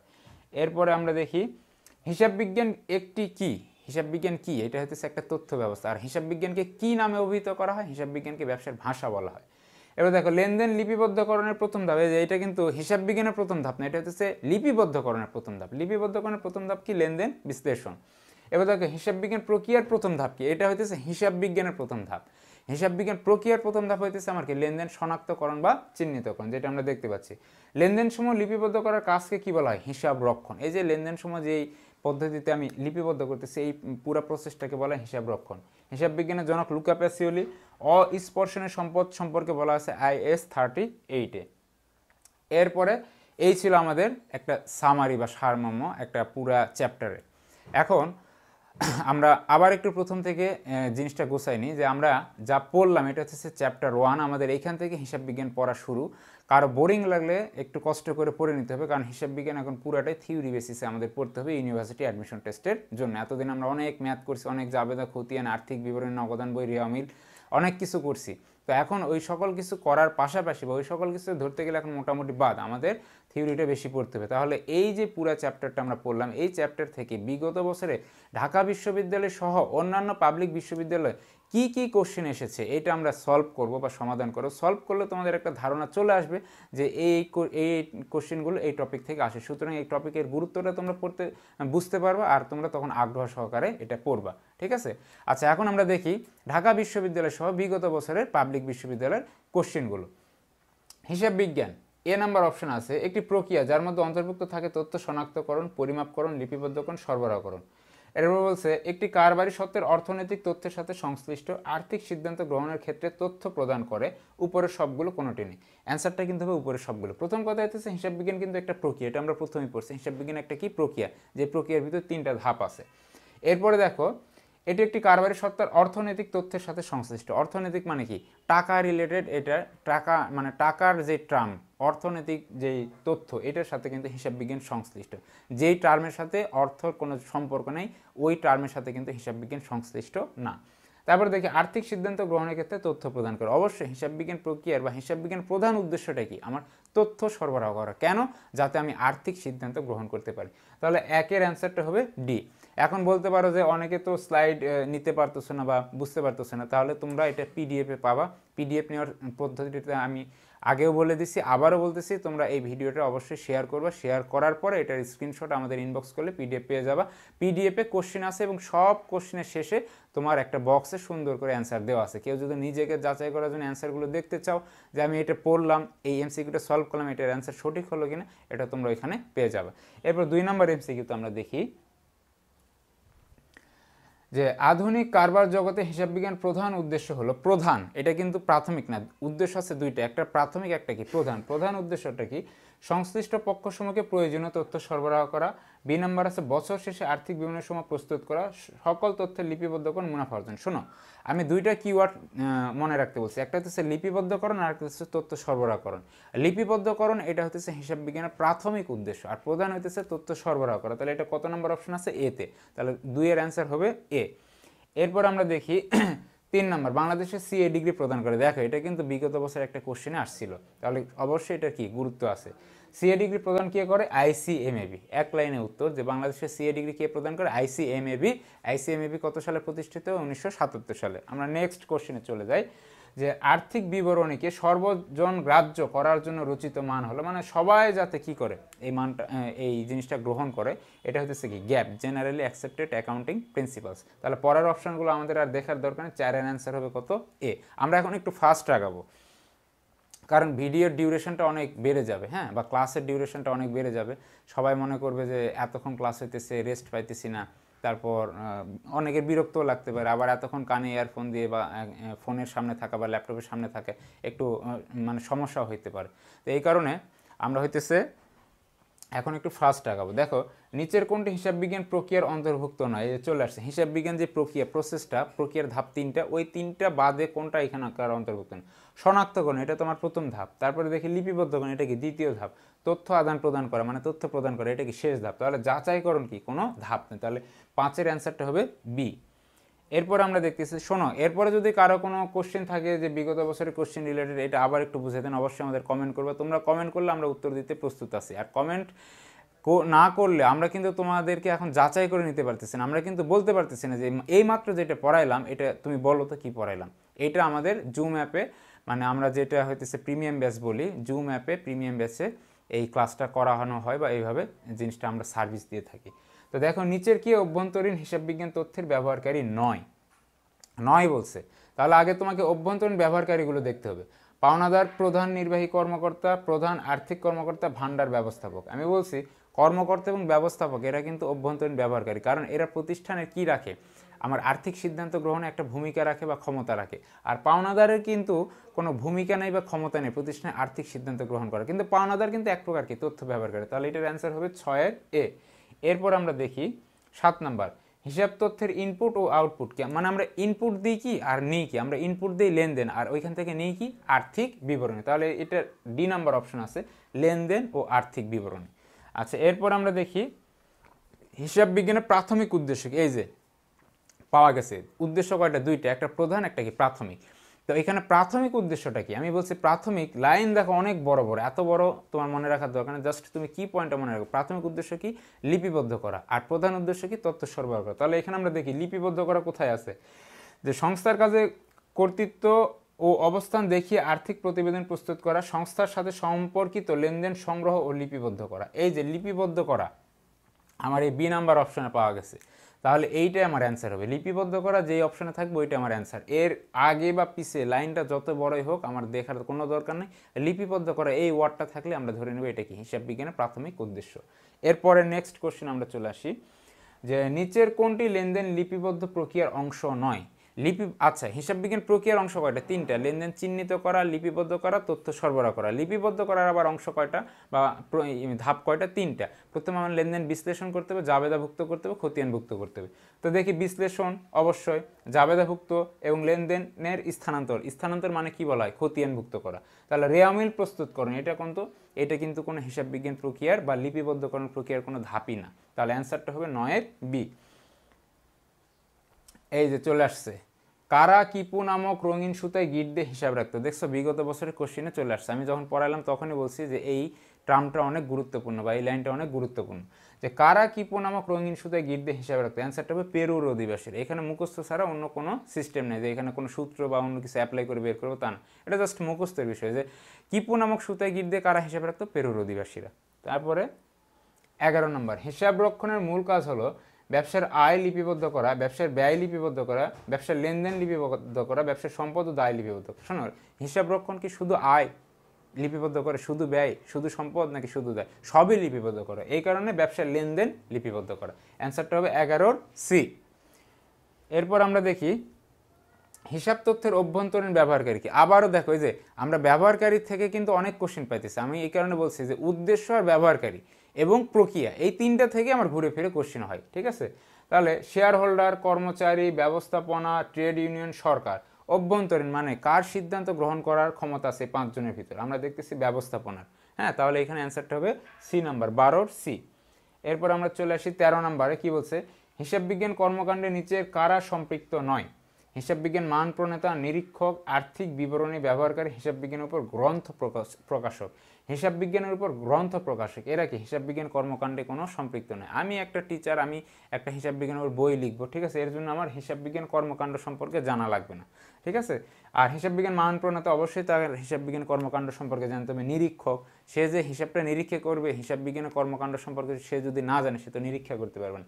আর আর্থিক বিবরণী ব্যবহারকারী, সেও একটা আর্থিক বিবরণী যে সে ব্যবহার করতে পারবে না। একটা আর্থিক বিবরণী আমি যদি ধরো সায়েন্সে পড়ছে বা ধরো যে পড়ালেখায় করেন, ওকে যদি দিই ও তো কিছু বুঝবে না। এই কারণে আর্থিক বিবরণী ব্যবহার করার জন্য কি আমার হিসাব বিজ্ঞান কর্মকাণ্ড সম্পর্কে জানতে হবে, বাট হিসাব বিজ্ঞানের উপর গ্রন্থ লেখার জন্য আমার হিসাব বিজ্ঞানের কর্মকাণ্ড সম্পর্কে না জানলেও চলবে। এরপরে দেখি হিসাব তথ্যের ব্যবহারকারী সম্পর্কে নিচের কোন কথাটি সঠিক নয়? নয় বলছে, তাহলে পাওনাদার অভ্যন্তরীণ ব্যবহারকারী, এইটাই তো আমার সঠিক নয়। পাওনাদার আমার হইতেছে বহিস্থ ব্যবহারকারী, এটা কি সঠিক নয়? তাহলে আমার পরের অপশনগুলো পড়ার দরকার নেই, 14 হবে এ।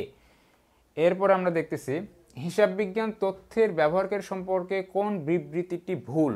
ভুল যেটা এইটা আমার খুঁজে বের করতে হবে। দেখি, ব্যবস্থাপনা হলো অভ্যন্তরীণ ব্যবহারকারী, এটা সঠিক। কর কর্তৃপক্ষ হলো বহিস্থ ব্যবহারকারী, এটা কি সঠিক। কর্মচারী হলো অভ্যন্তরীণ, এই যে এইটাই ভুল, কারণ কর্মচারী কিন্তু এটা অভ্যন্তরীণ না, কর্মচারী হতেছে বহিস্থ ব্যবহারকারী, কারণ কর্মচারীর হাতে কোনো ক্ষমতা নেই প্রতিষ্ঠানের আর্থিক সিদ্ধান্ত গ্রহণ করার, ঠিক আছে? আর্থিক সিদ্ধান্ত প্রতিষ্ঠানের সিদ্ধান্ত গ্রহণ যে করতে পারে বা সিদ্ধান্ত গ্রহণ করার যার ক্ষমতা আছে তাকে বলা হয় অভ্যন্তরীণ। তো এইখানে প্রতিষ্ঠানের কোনো ক্ষমতা নেই, এই কারণে 15-এর অ্যান্সার হবে সি। এরপর আমরা দেখি নেক্সট, হিসাব তথ্যের ব্যবহারকারী সম্পর্কে কোন তথ্যটি সঠিক? দেখো এখানে কিন্তু তথ্য ব্যবহারকারী থেকেই কিন্তু বিগত বছরে অনেক কোশ্চেন এসেছে, তাহলে তোমরা কিন্তু নিজেরা এখন বুঝতে পারতেছো যে কোন টপিকটা তোমার জন্য খুবই গুরুত্বপূর্ণ। তো বলছে কোন তথ্যটি সঠিক ব্যবহারকারী সম্পর্কে? যৌথ মূলধনী কারবারের মালিকগণ অভ্যন্তরীণ ব্যবহারকারী, এটা ভুল।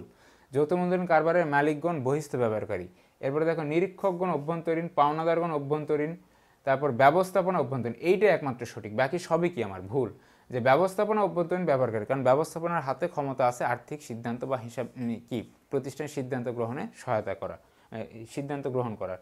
এরপরে দেখি 17 নম্বর, হিসাব তথ্যের একটি সমালোচনা হচ্ছে। এটা আমরা ওই যে ওইখানে গুরুত্বপূর্ণ তথ্যতে পড়ছিলাম যে হিসাব তথ্যের সমালোচনা কি? হিসাব তথ্যে মুদ্রাস্ফীতি প্রতিফলিত হয় না। তাহলে এটা কত নাম্বার ইয়ে আছে?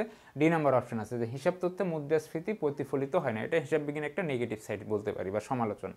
তারপর আমরা দেখি 18 নাম্বার, যে হিসাব বিজ্ঞান বা দুতরফা দাখিলা পদ্ধতির জনককে? লুকা প্যাসিলি। এটা সম্পর্কে নতুন করে কিছু বলার নাই, হিসাব বিজ্ঞান বা দুতরফা দাখিলা পদ্ধতির জনক একজনই, লুকা প্যাসিলি। তারপরে দেখি 19 নাম্বার, বাংলাদেশের আর্থিক বিবরণী প্রস্তুতের ক্ষেত্রে কোনটি অনুসরণ করা হয়? Bangladesh auditing standards, international accounting standards, Bangladesh financial reporting standards, SEC rules 1987 এবং এসইসি অর্ডিন্যান্স 1969, বিআরপিডি সার্কুলার। না, বাংলাদেশ ফিনান্সিয়াল রিপোর্টিং স্ট্যান্ডার্ড বিএফআরএস, এইটা অনুসরণ করা হয়, বাংলাদেশ ফিনান্সিয়াল রিপোর্টিং স্ট্যান্ডার্ডস। সুতরাং 19-এর অ্যান্সার হবে সি। তারপরে দেখি FASB এর পূর্ণাঙ্গ রূপ কি? Financial accounting standards board, financial accounting standard board. দেখো এখানে দুইটা অপশনের ভিতরে পার্থক্য কোথায়? একটা স্ট্যান্ডার্ডস, একটা স্ট্যান্ডার্ড। আচ্ছা, এরপর ফিনান্সিয়াল অ্যাকাউন্টিং অ্যাডভাইজরি বোর্ড আর foundation of accounting standards board. না, ফিনান্সিয়াল অ্যাকাউন্টিং স্ট্যান্ডার্ডস এস যেটা আছে ওইটা হবে, তাহলে 20-এর অ্যান্সার হবে এ নাম্বার। এরপর আমরা দেখতেছি 21, হিসাব বিজ্ঞানের প্রাথমিক উদ্দেশ্য কি? মানে একদম প্রাথমিক বলতে কি আমার ওই যে লিপিবদ্ধ করা, আর একটা উদ্দেশ্য আছে প্রধান, এটা কি? তথ্য সরবরাহ করা। তাহলে লিপিবদ্ধ করা এখানে কোথায় আছে আমার? দেখি যে লিপিবদ্ধকৃত লেনদেনের সঠিকতার নিশ্চয়তা। এই যে লিপিবদ্ধ এই ওয়ার্ডটা আছে মানে আমার কি? 21-এর অ্যান্সার হবে ডি। বুঝতে পারতেছো? এরপর আমরা দেখি যে কখন এবং কোথায় আন্তর্জাতিক হিসাবমান কমিটি গঠিত হয়? 1973 সালে যুক্তরাজ্যে, এইটা হবে অ্যান্সার। কারণ আন্তর্জাতিক হিসাবমান এটা হচ্ছে IAS ধরা হয়, এটা হচ্ছে আমার যুক্তরাজ্যে 1973 সালে গঠিত হয়। এরপর আমরা দেখি, এরপরে যে দেখো তোমাদের এইখানে যে 22টা কোশ্চেন আমি এতক্ষণে সলভ করালাম সেগুলোর অ্যান্সার এখানে দেওয়া আছে। তো কেউ যদি তোমরা চাও এই পিডিএফটা সংগ্রহ করে এখান থেকে অ্যান্সারগুলো নিতে পারবা তোমরা। আচ্ছা, আমরা এর পরবর্তীতে আসি যে এসো নিজেকে যাচাই করি। আমাদের বিগত বছরের দেখতে পাচ্ছি যে মোটামুটি 26টা কোশ্চেন আমরা সলভ করলাম। তো 25 বছরের যদি কোশ্চেন অ্যানালাইসিস করি বা 20 বছর, তাহলে বলা যায় যে এই টপিক থেকে একটা করে প্রশ্ন আমাদের আসে।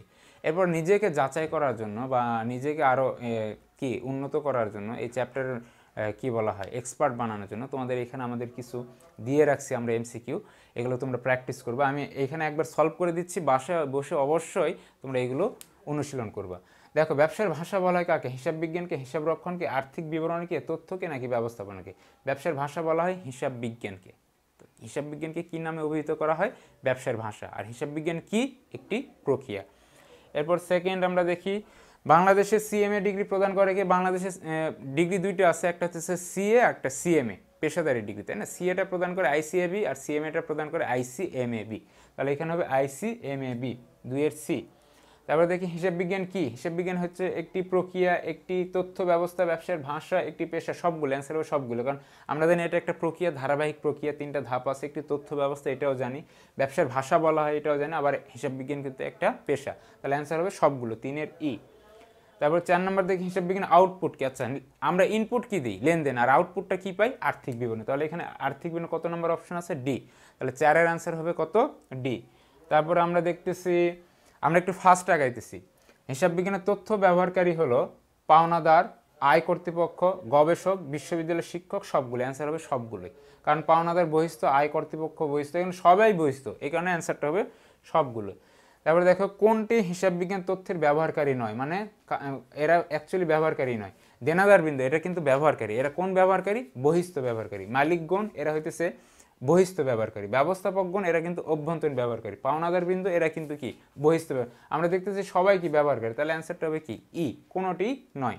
এরপরে নেক্সট, আচ্ছা ওকে, তাহলে আমরা দেখছি নিম্নের কোনটি হিসাব তথ্যের বহিস্থ ব্যবহারকারী নয়? মানে অভ্যন্তরীণ ব্যবহারকারী কারা? তো এই যে এখানে দেওয়া আছে শ্রমিক সংঘ, ক্রেতা, অর্থনৈতিক পরিকল্পনাকারীগণ, অর্থায়ন পরিচালকগণ, শেয়ার হোল্ডারগণ। এই যে পরিচালকগণ এরা কি? আমার অভ্যন্তরীণ ব্যবহারকারী, তার মানে এরা বহিস্থ ব্যবহারকারী নয়। তাহলে 8-এর অ্যান্সার হবে ডি। এরপর আমরা 9 নম্বরটা দেখি। এখানে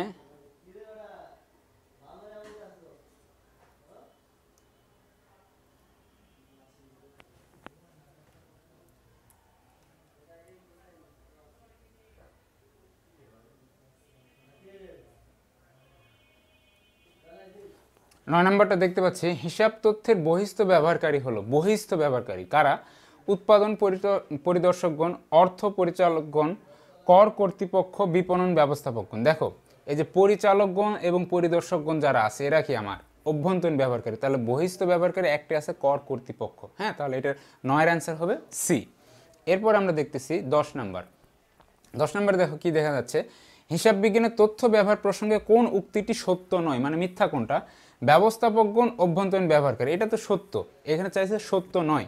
আইন মন্ত্রণালয় অভ্যন্তরীণ ব্যবহারকারী, আয়কর কর্তৃপক্ষ বহিস্থ ব্যবহারকারী, পাওনাদারগণ বহিস্থ ব্যবহারকারী, সবগুলি সত্য। দেখো আইন মন্ত্রণালয় অভ্যন্তরীণ ব্যবহারকারী, এইটাই কি সত্য নয়। আইন মন্ত্রণালয় হইতেছে বহিস্থ ব্যবহারকারী, ঠিক আছে। অভ্যন্তরীণ আর বহিস্থের ভিতর একটাই শুধু পার্থক্য, মেইন পার্থক্য কি, আমার সিদ্ধান্ত গ্রহণ কারা করতে পারে আর কারা করতে পারে না। যারা সিদ্ধান্ত গ্রহণ করতে পারে তাদেরকে বলা হয় কি আমার অভ্যন্তরীণ ব্যবহারকারী, আর যারা সিদ্ধান্ত গ্রহণ করতে পারে না তাদেরকে বলা হয় বহিস্থ ব্যবহারকারী। অভ্যন্তরীণ ব্যবহারকারী আমার আইন মন্ত্রণালয় নয়, কারণ আইন মন্ত্রণালয়ের কোনো ক্ষমতা নেই একটা প্রতিষ্ঠানের কি করার, সিদ্ধান্ত গ্রহণ করার। এরপর আমরা দেখতেছি হিসাব বিজ্ঞান কি, ব্যবসার ভাষা একটি প্রক্রিয়া, তথ্য প্রদান করে, উপরের সবগুলো। অ্যান্সার হবে উপরের সবগুলো। আমরা জানি এটা ব্যবসার ভাষা বলা হয়, এটা একটা প্রক্রিয়াও। এরপর আমরা দেখতেছি হিসাব বিজ্ঞান প্রক্রিয়ায় কোনটি অন্তর্ভুক্ত থাকে না। লেনদেন চিহ্নিতকরণ, এটা তো আমার প্রক্রিয়ার প্রথম ধাপে থাকে। বিশ্লেষণ, এটা আবার লিপিবদ্ধকরণের প্রথম ধাপে থাকে। তথ্য সরবরাহকরণ, এটা হিসাব বিজ্ঞানের শেষ ধাপ। রেওয়ামিল প্রস্তুতকরণ, এইটা কোনো কিন্তু প্রক্রিয়ার ভিতর আমরা দেখি না, তাহলে অ্যান্সারটা হবে 12D। আচ্ছা, এরপর আমরা নেক্সট দেখি হিসাব বিজ্ঞান কি, কলা বিজ্ঞান কোনোটিই নয়, কলা ও বিজ্ঞান উভয় সবগুলো। অ্যান্সার হবে কলা ও বিজ্ঞান উভয়। হিসাব বিজ্ঞান একটা কলা এবং বিজ্ঞান উভয়, কারণ এটা সায়েন্স এবং আর্টস দুইটাই বলা যায়। এরপর আমরা দেখতেছি হিসাব বিজ্ঞান হলো হিসাব রক্ষণ হলো হিসাব বিজ্ঞানের ড্যাশ ধাপ। হিসাব রক্ষণ হলো হিসাব বিজ্ঞানের লিপিবদ্ধকরণ ধাপ। এই যে লিপিবদ্ধকরণ আমরা কি করি, হিসাব রক্ষণ করি, ঠিক আছে। তাহলে এটা হলো হিসাব রক্ষণ হিসাব বিজ্ঞানের লিপিবদ্ধকরণ ধাপ। শোনো, অনেকে মনে করে কি হিসাব রক্ষণ আর হিসাব বিজ্ঞান একই বিষয়, কিন্তু না। হিসাব রক্ষণ হলো হিসাব বিজ্ঞানের একটা কি অংশ, এটা কিন্তু পুরো একটা হিসাব বিজ্ঞান যে প্রসেস, এইটারই একটা অংশ কি হিসাব রক্ষণ। আচ্ছা, এরপর আমরা দেখতেছি হিসাব বিজ্ঞানে আদিভূমি বা জন্মভূমি কাকে বলা হয়। দেখো ভেনিস, এখানে কিন্তু ইতালি কথাটা নেই, এই কারণে আমরা এখানে বললাম যে বিস্তারিত যদি আমরা পড়তে চাই হিসাব বিজ্ঞানের আদিভূমি কি, ইতালির ভেনিস নগরী, তাহলে এটার অ্যান্সারটা হবে এ। তারপর আমরা দেখতেছি আইএফআরএস এর পুরাতন নাম কি। আইএফআরএস তো আজকে আসছে, এটার পুরাতন নাম কি আইএএস, অ্যান্সারটা হবে ডি। আইএএস এরই বর্তমান নাম কি আইএফআরএস। এরপর আমরা দেখতেছি এমবিএম ডিগ্রি প্রদানকারী প্রতিষ্ঠান হলো, মানে এমবিএম ডিগ্রিটা কে প্রদান করে। এমবিএম ডিগ্রিটার নাম মনে আছে, আমরা ওই যে কতিপয় ডিগ্রি ও প্রতিষ্ঠান এখানে পড়ছিলাম। এমবিএম ডিগ্রিটা প্রদান করে BIBM, Bangladesh institute of bank management, তাহলে এই 17 অ্যান্সারটা হবে ডি। এরপর আমরা দেখতেছি হিসাব বিজ্ঞান হলো সর্বগ্রহণযোগ্য নীতিমালা, ব্যবহারিক জ্ঞান, মুখস্থ করার জ্ঞান, সাধারণ জ্ঞান, সবগুলো। না, হিসাব বিজ্ঞান হলো এটা একটা ব্যবহারিক জ্ঞান, এটা কোনো মুখস্থ করার জ্ঞানও না, সাধারণ জ্ঞানও না, এটা হচ্ছে কি ব্যবহারিক জ্ঞান, তাহলে 18 অ্যান্সার হবে বি। তারপরে বর্তমান যুগে পণ্য হিসেবে ধরা হয় বিজ্ঞাপনকে, হিসাব বিজ্ঞানকে, খাদ্যশস্যকে, খনিজ তেলকে, তথ্যকে এটা তোমরা একটা নতুন ইনফরমেশন নিয়ে নাও। তথ্যকে বর্তমানে কি করা হয়, পণ্য হিসেবে ধরা হয়। এরপরে দেখো 20 নম্বর আইএফআরএস বর্তমানে কার্যকর রয়েছে কয়টা, 13টা। আইএফআরএস এটা আমরা যে গুরুত্বপূর্ণ তথ্যতে পড়ছিলাম যে কয়টা কার্যকর আছে, 13টা। আইএস কয়টা আছে, 41টা। কার্যকর আছে কয়টা, 34টা। এইভাবে মনে রাখতে হবে। তারপর দেখি হিসাব বিজ্ঞানের প্রধান শাখা হলো আর্থিক হিসাব বিজ্ঞান, সামাজিক হিসাব বিজ্ঞান, আর্থিক হিসাব বিজ্ঞান, উৎপাদন বা হিসাব বিজ্ঞান, আর্থিক হিসাব বিজ্ঞান ও ব্যবস্থাপকীয় হিসাব বিজ্ঞান, এই দুইটাই কি আমার প্রধান শাখা। আর্থিক হিসাব বিজ্ঞান আর একটা কি ব্যবস্থাপকীয় হিসাব বিজ্ঞান। এ বাদে যে শাখাগুলো আছে এটা আমার কি অন্যান্য শাখা। তারপরে দেখতেছি হিসাব বিজ্ঞান প্রক্রিয়ার সর্বপ্রথম ধাপ, এটা দেখো হিসাব বিজ্ঞান প্রক্রিয়ার ধাপ, আরেকটা আছে লিপিবদ্ধকরণ প্রক্রিয়ার প্রথম ধাপ। হিসাব বিজ্ঞান প্রক্রিয়ার প্রথম ধাপ কি, লেনদেন চিহ্নিত করা বা শনাক্ত করা, তাহলে এটার অ্যান্সার হবে 22 এ। আচ্ছা, এরপরে চলে আসি আমরা হিসাব বিজ্ঞান প্রক্রিয়ার সর্বপ্রথম ধাপ, সেম জিনিস। হিসাব বিজ্ঞান প্রক্রিয়ার সর্বপ্রথম ধাপ কি, চিহ্নিতকরণ বা শনাক্তকরণ, তাহলে এটার অ্যান্সার হবে বি নাম্বার। 23 answer B. কারো বুঝতে সমস্যা হলে অবশ্যই কমেন্ট করবা। তারপর দেখো হিসাব বিজ্ঞানে বিবর্তন ধারার স্বর্ণযুগ বলা হয় প্রস্তর যুগকে, প্রাচীন যুগকে, বিনিময় যুগকে, আধুনিক যুগকে, মধ্যযুগকে। এখানে দেখো হিসাব বিজ্ঞানের যে বিবর্তন ধারা, এখানে এটাকে বলা হয় কি আমার মধ্যযুগ, ঠিক আছে। কারণ মধ্যযুগে আমার কি করা হয়, এখানে ওই দুতরফা দাখিলা পদ্ধতির উদ্ভব হয়, এই কারণে এটার অ্যান্সারটা হবে মধ্যযুগ। এরপর আমরা দেখি আর্থিক ঘটনার সময় সময়ানুক্রমিক সংরক্ষণকে বলা হয় সরবরাহকরণ, শনাক্তকরণ, লিপিবদ্ধকরণ, প্রক্রিয়াকরণ, কোনোটি নয়। আর্থিক ঘটনার সময় সময়ানুক্রমিক সংরক্ষণকে বলা হয় লিপিবদ্ধকরণ, কারণ সময়ের ভিত্তিতে আমরা এটা কি করে রাখি, সংরক্ষণ করে রাখি, কিভাবে, লিপিবদ্ধকরণের মাধ্যমে, এই কারণে সময়ানুক্রমিক সংরক্ষণকে বলা হয় কি লিপিবদ্ধকরণ। তারপর আমরা দেখতেছি এখানে আমরা যেই প্র্যাকটিসগুলো তোমাদের জন্য দিয়েছিলাম সেটা হচ্ছে এখানে আমাদের অ্যান্সার দেওয়া আছে, এটা তোমরা শিট চাইলে শিটে অবশ্যই এই অ্যান্সারগুলো দেওয়া থাকবে, সবাই অ্যান্সারের সাথে কোশ্চেনগুলো মিলিয়ে নিবা বাসায় যখন বসে বসে প্র্যাকটিস করবা। দেখো তাহলে আমরা এই পর্যন্ত কতগুলো টপিক পড়লাম, যে 14টা টপিক, বিগত বছরের প্রশ্নের সমাধান, অনুশীলনের জন্য অতিরিক্ত কিছু প্রশ্ন। এরপর আসো আমাদের তো প্রথমে চ্যাপ্টারটা পড়িয়েছি, এরপর এটার সামারি, তারপর এই চ্যাপ্টার থেকে বিগত বছরে পাবলিক বিশ্ববিদ্যালয়গুলোতে কি কি কোশ্চেন এসেছে সেটা সলভ করছি, অতিরিক্ত প্র্যাকটিস কিছু শিখলাম। এরপর আমরা এখন এই চ্যাপ্টার রিলেটেড লিখিত অংশের জন্য গুরুত্বপূর্ণ কি কি বা কি কি প্রশ্ন আসতে পারে সেগুলো প্রশ্ন এবং সমাধান দেখব আমরা এখানে। তো দেখো লিখিত অংশের প্রস্তুতি এই প্রথম অধ্যায় থেকে, হিসাব বিজ্ঞান পরিচিতি থেকে। হ্যাঁ, আমাদের কিন্তু অধ্যায় পড়তে হবে, আমি ওরিয়েন্টেশন ক্লাসে বলছি কতটা, মিনিমাম 35টা। ভয় পাওয়ার কোনো কারণ নেই, আস্তে আস্তে তোমরা পড়বা, আস্তে আস্তে সব শিখবা, একবার প্রেশার নেওয়ার কোনো দরকার নেই। তো এই চ্যাপ্টার 1 থেকে আমাদের লিখিত অংশের জন্য কি কি টপিক পড়তে হবে বা কি কি প্রশ্ন পড়তে হবে এটার অ্যান্সার সহ এখানে দেওয়া আছে। তোমরা দেখো হিসাব বিজ্ঞান কাকে বলে, যদি আমাদের 1 মার্ক বা 2 মার্কের জন্য আসে যে হিসাব বিজ্ঞান কাকে বলে, আসতেই পারে। তোমরা এইভাবে লিখবা যে হিসাব বিজ্ঞান হলো একটি তথ্য ব্যবস্থা বা তথ্য পদ্ধতি এবং একটি ধারাবাহিক প্রক্রিয়া যা একটি নির্দিষ্ট সুবিন্যস্ত পদ্ধতিতে লেনদেনসমূহ চিহ্নিতকরণ, এই ওয়ার্ডগুলো যেন থাকে, চিহ্নিতকরণ, লিপিবদ্ধকরণ, শ্রেণীবিন্যাসকরণ ও সংক্ষিপ্তকরণ করে এবং আর্থিক বিবরণসমূহ প্রস্তুত, বিশ্লেষণ ও ব্যাখ্যা করে সংশ্লিষ্ট পক্ষসমূহকে প্রয়োজনীয় তথ্য সরবরাহ করে যাতে তারা সিদ্ধান্ত গ্রহণ করতে পারে। এখানে সংজ্ঞাটা একটু বড় হলেও তোমরা একটু মুখস্থ করে নেবা। সংজ্ঞা মুখস্থ করার প্র্যাকটিস আমাদের অনেক দিন থেকেই নাই, কিন্তু এখন একটু মুখস্থ করে নিতে হবে আমাদের লিখিত অংশের জন্য, এখানে করার কিছু নেই, ঠিক আছে? জাস্ট মূল পয়েন্টগুলো মনে রাখবা যে এটা একটা প্রক্রিয়া, প্রক্রিয়ার ভিতরে কী কী আছে, আমার চিহ্নিতকরণ, লিপিবদ্ধকরণ, শ্রেণীবিন্যাসকরণ, সংক্ষিপ্তকরণ করে আমরা কী করি, আর্থিক বিবরণী প্রস্তুত করি এবং এটা বিশ্লেষণ করি। কেন? এটা সংশ্লিষ্ট পক্ষসমূহকে তথ্য সরবরাহ করে। এভাবে একটু গুছিয়ে লিখবা তোমরা। এরপরে দেখি 2 নম্বর কোশ্চেনটা কি, হিসাব রক্ষণ কাকে বলে? লেনদেনসমূহ লিপিবদ্ধ করার কার্যাবলীকে হিসাব রক্ষণ বলে। এক লাইন উত্তর, লেনদেনসমূহ লিপিবদ্ধ করার যে কাজ এটাকে আমার কি বলা হয়, হিসাব রক্ষণ। এরপর আমরা দেখি হিসাব বিজ্ঞান প্রক্রিয়ার ধাপ কয়টা ও কি কি, এটা আমরা পড়ছি। হিসাব বিজ্ঞান প্রক্রিয়ার ধাপ 3টা। কি কি? লেনদেন প্রথমে চিহ্নিত করতে হবে, এটার নাম হচ্ছে চিহ্নিতকরণ বা শনাক্তকরণ। তারপর কি লেনদেন সমূহ যা লিপিবদ্ধকরণ, তারপরে কি আমার তথ্য সরবরাহকরণ। তো এখানে দেখো হিসাব বিজ্ঞান প্রক্রিয়ার ধাপ 3টা, লেনদেন চিহ্নিতকরণ, লিপিবদ্ধকরণ, তথ্য সরবরাহকরণ। এরপর আমাদের কি কি আসতে পারে, যে লিপিবদ্ধকরণ প্রক্রিয়ার ধাপ আবার কয়টা, 3টা। আমরা পড়ছি লিপিবদ্ধকরণ প্রক্রিয়ার ধাপ 3টা। প্রথমটা আমার লেনদেন বিশ্লেষণ, তারপর জাবেদাভুক্ত, তারপর কি খতিয়ানভুক্তিকরণ। এই যে এখানে এই 3টা দেওয়া আছে। নেক্সট কোশ্চেন হইতেছে হিসাব বিজ্ঞানকে ব্যবসার ভাষা বলা হয় কেন, ব্যাখ্যা করে। এটা তোমাদের ব্যাখ্যামূলক যদি কোনো কোশ্চেন আসে লিখিততে, এই কোশ্চেনটা কিন্তু খুবই গুরুত্বপূর্ণ। আগে আমাদের সময় তো অ্যাকাউন্টিং সৃজনশীল ছিল না, তো তখন আমাদের 20 মার্ক থাকতো থিওরি আর 80 মার্কস থাকতো, এটা হইতেছে তোমাদের এরকম ম্যাথ টাইপের। হ্যাঁ, তো ওই যে 20 মার্ক থিওরির ভিতর কিন্তু এই টাইপের ব্যাখ্যাটাকে আমরা আগে পড়ছি। তো এইটা তোমাদের জন্য এই কারণে গুরুত্বপূর্ণ ধরা যায় যে যেহেতু পূর্বে মানে সৃজনশীল আসার পূর্বে এই কোশ্চেনগুলো আসতো, সুতরাং যেহেতু এটা এখন তোমাদের সৃজনশীল না, আবার কিন্তু লিখিত অংশ আসতেছে, সুতরাং চ্যাপ্টার 1 থেকে এটা কিন্তু একটা আসার মতো কোশ্চেন। তো দেখা যাক কেন ব্যবসার ভাষা বলে। আমরা কিন্তু এতদিন শুধু শুনে এসেছি কি হিসাব বিজ্ঞানকে ব্যবসার ভাষা বলে, কেন এবং কিভাবে, এটা আমরা এখানে বিস্তারিত করব। দেখো হিসাব বিজ্ঞানকে ব্যবসার ভাষা বলা হয় বক্তব্যটি ব্যাখ্যা করতে হলে প্রথমে আমাদেরকে ভাষা সম্পর্কে জানতে হবে। হ্যাঁ, ভাষাটা কি এটা আমার জানতে হবে। কারো বক্তব্য অন্যের নিকট বোধগম্য উপায়ে উপস্থাপন করার কৌশলকে কি বলা হয়, ভাষা। একটা বক্তব্য আমি অন্যের নিকট কি করব, উপস্থাপন করব, এইটা বোধগম্য হতে হবে, তাইলেই না এটা কি হবে, ভাষা। আমি এমন একটা ল্যাঙ্গুয়েজ বললাম এটা অন্যের কাছে কি বোধগম্য হলো না, তাহলে তো এটাকে ভাষা বলা হবে না। ভাষাটা হইতেছে ওই জিনিস, আমার বক্তব্য আমি অন্যের কাছে কি করব, বোধগম্যভাবে উপস্থাপন করব। এটা আমি ইংলিশ ভাষায় করতে পারি, অ্যারাবিয়ান ভাষায় করতে পারি, বাংলাতেও করতে পারি, হিন্দিতেও করতে পারি, কিন্তু এটা তার কাছে কি বোধগম্য হতে হবে। তো বলছে প্রতিটা ভাষা উপস্থাপন কৌশল ভিন্ন ভিন্ন হয়, প্রতিটি ভাষার কিছু সুনির্দিষ্ট প্রতীক। দেখো প্রত্যেকটা ভাষার কিছু প্রতীক আছে, যেটাকে আমরা কি বলি বর্ণ। বাংলার কিছু প্রতীক আছে, ইংলিশের কিছু প্রতীক আছে, আরবির কিছু প্রতীক আছে, সংকেত বা শব্দ থাকে। উক্ত প্রতীক, সংকেত বা শব্দ যিনি বক্তব্যে উপস্থাপন করেন এবং যার নিকট উপস্থাপন করা হয় উভয় পক্ষের নিকট বোধগম্য হতে হবে। আচ্ছা, এখানে তাহলে কন্ডিশনটা কীরকম, যে এই প্রতীকগুলো যেমন বাংলা প্রতীকগুলো, এটা যে বাঙালি আমি উপস্থাপন করতেছি আমার কাছে বোধগম্য হবে, যার কাছে আমি উপস্থাপন করতেছি তার কাছেও এটা বোধগম্য হতে হবে। এখন আমি যদি কোনো ইংরেজের কাছে যদি বাংলা শব্দ উপস্থাপন করি, সে যদি এটা না বোঝে তাহলে এটা কিন্তু ভাষা হইল না, ঠিক আছে? তো এরকম কিছু চিহ্ন থাকবে যেটা দুই পক্ষই কি বুঝতে পারবে। তো এটা আমরা দেখলাম যে উভয় পক্ষের নিকট বোধগম্য হবে। তারপরে বলছে সুতরাং বলা যায় যে কোনো ভাষার কার্যকর করার জন্য 3টি উপাদান থাকা প্রয়োজন, যথা একজন প্রেরক যে উপস্থাপন করতেছে, যেমন আমি কি প্রেরক, আমি ভাষাটা উপস্থাপন করতেছি, যিনি বক্তব্য উপস্থাপন করেন।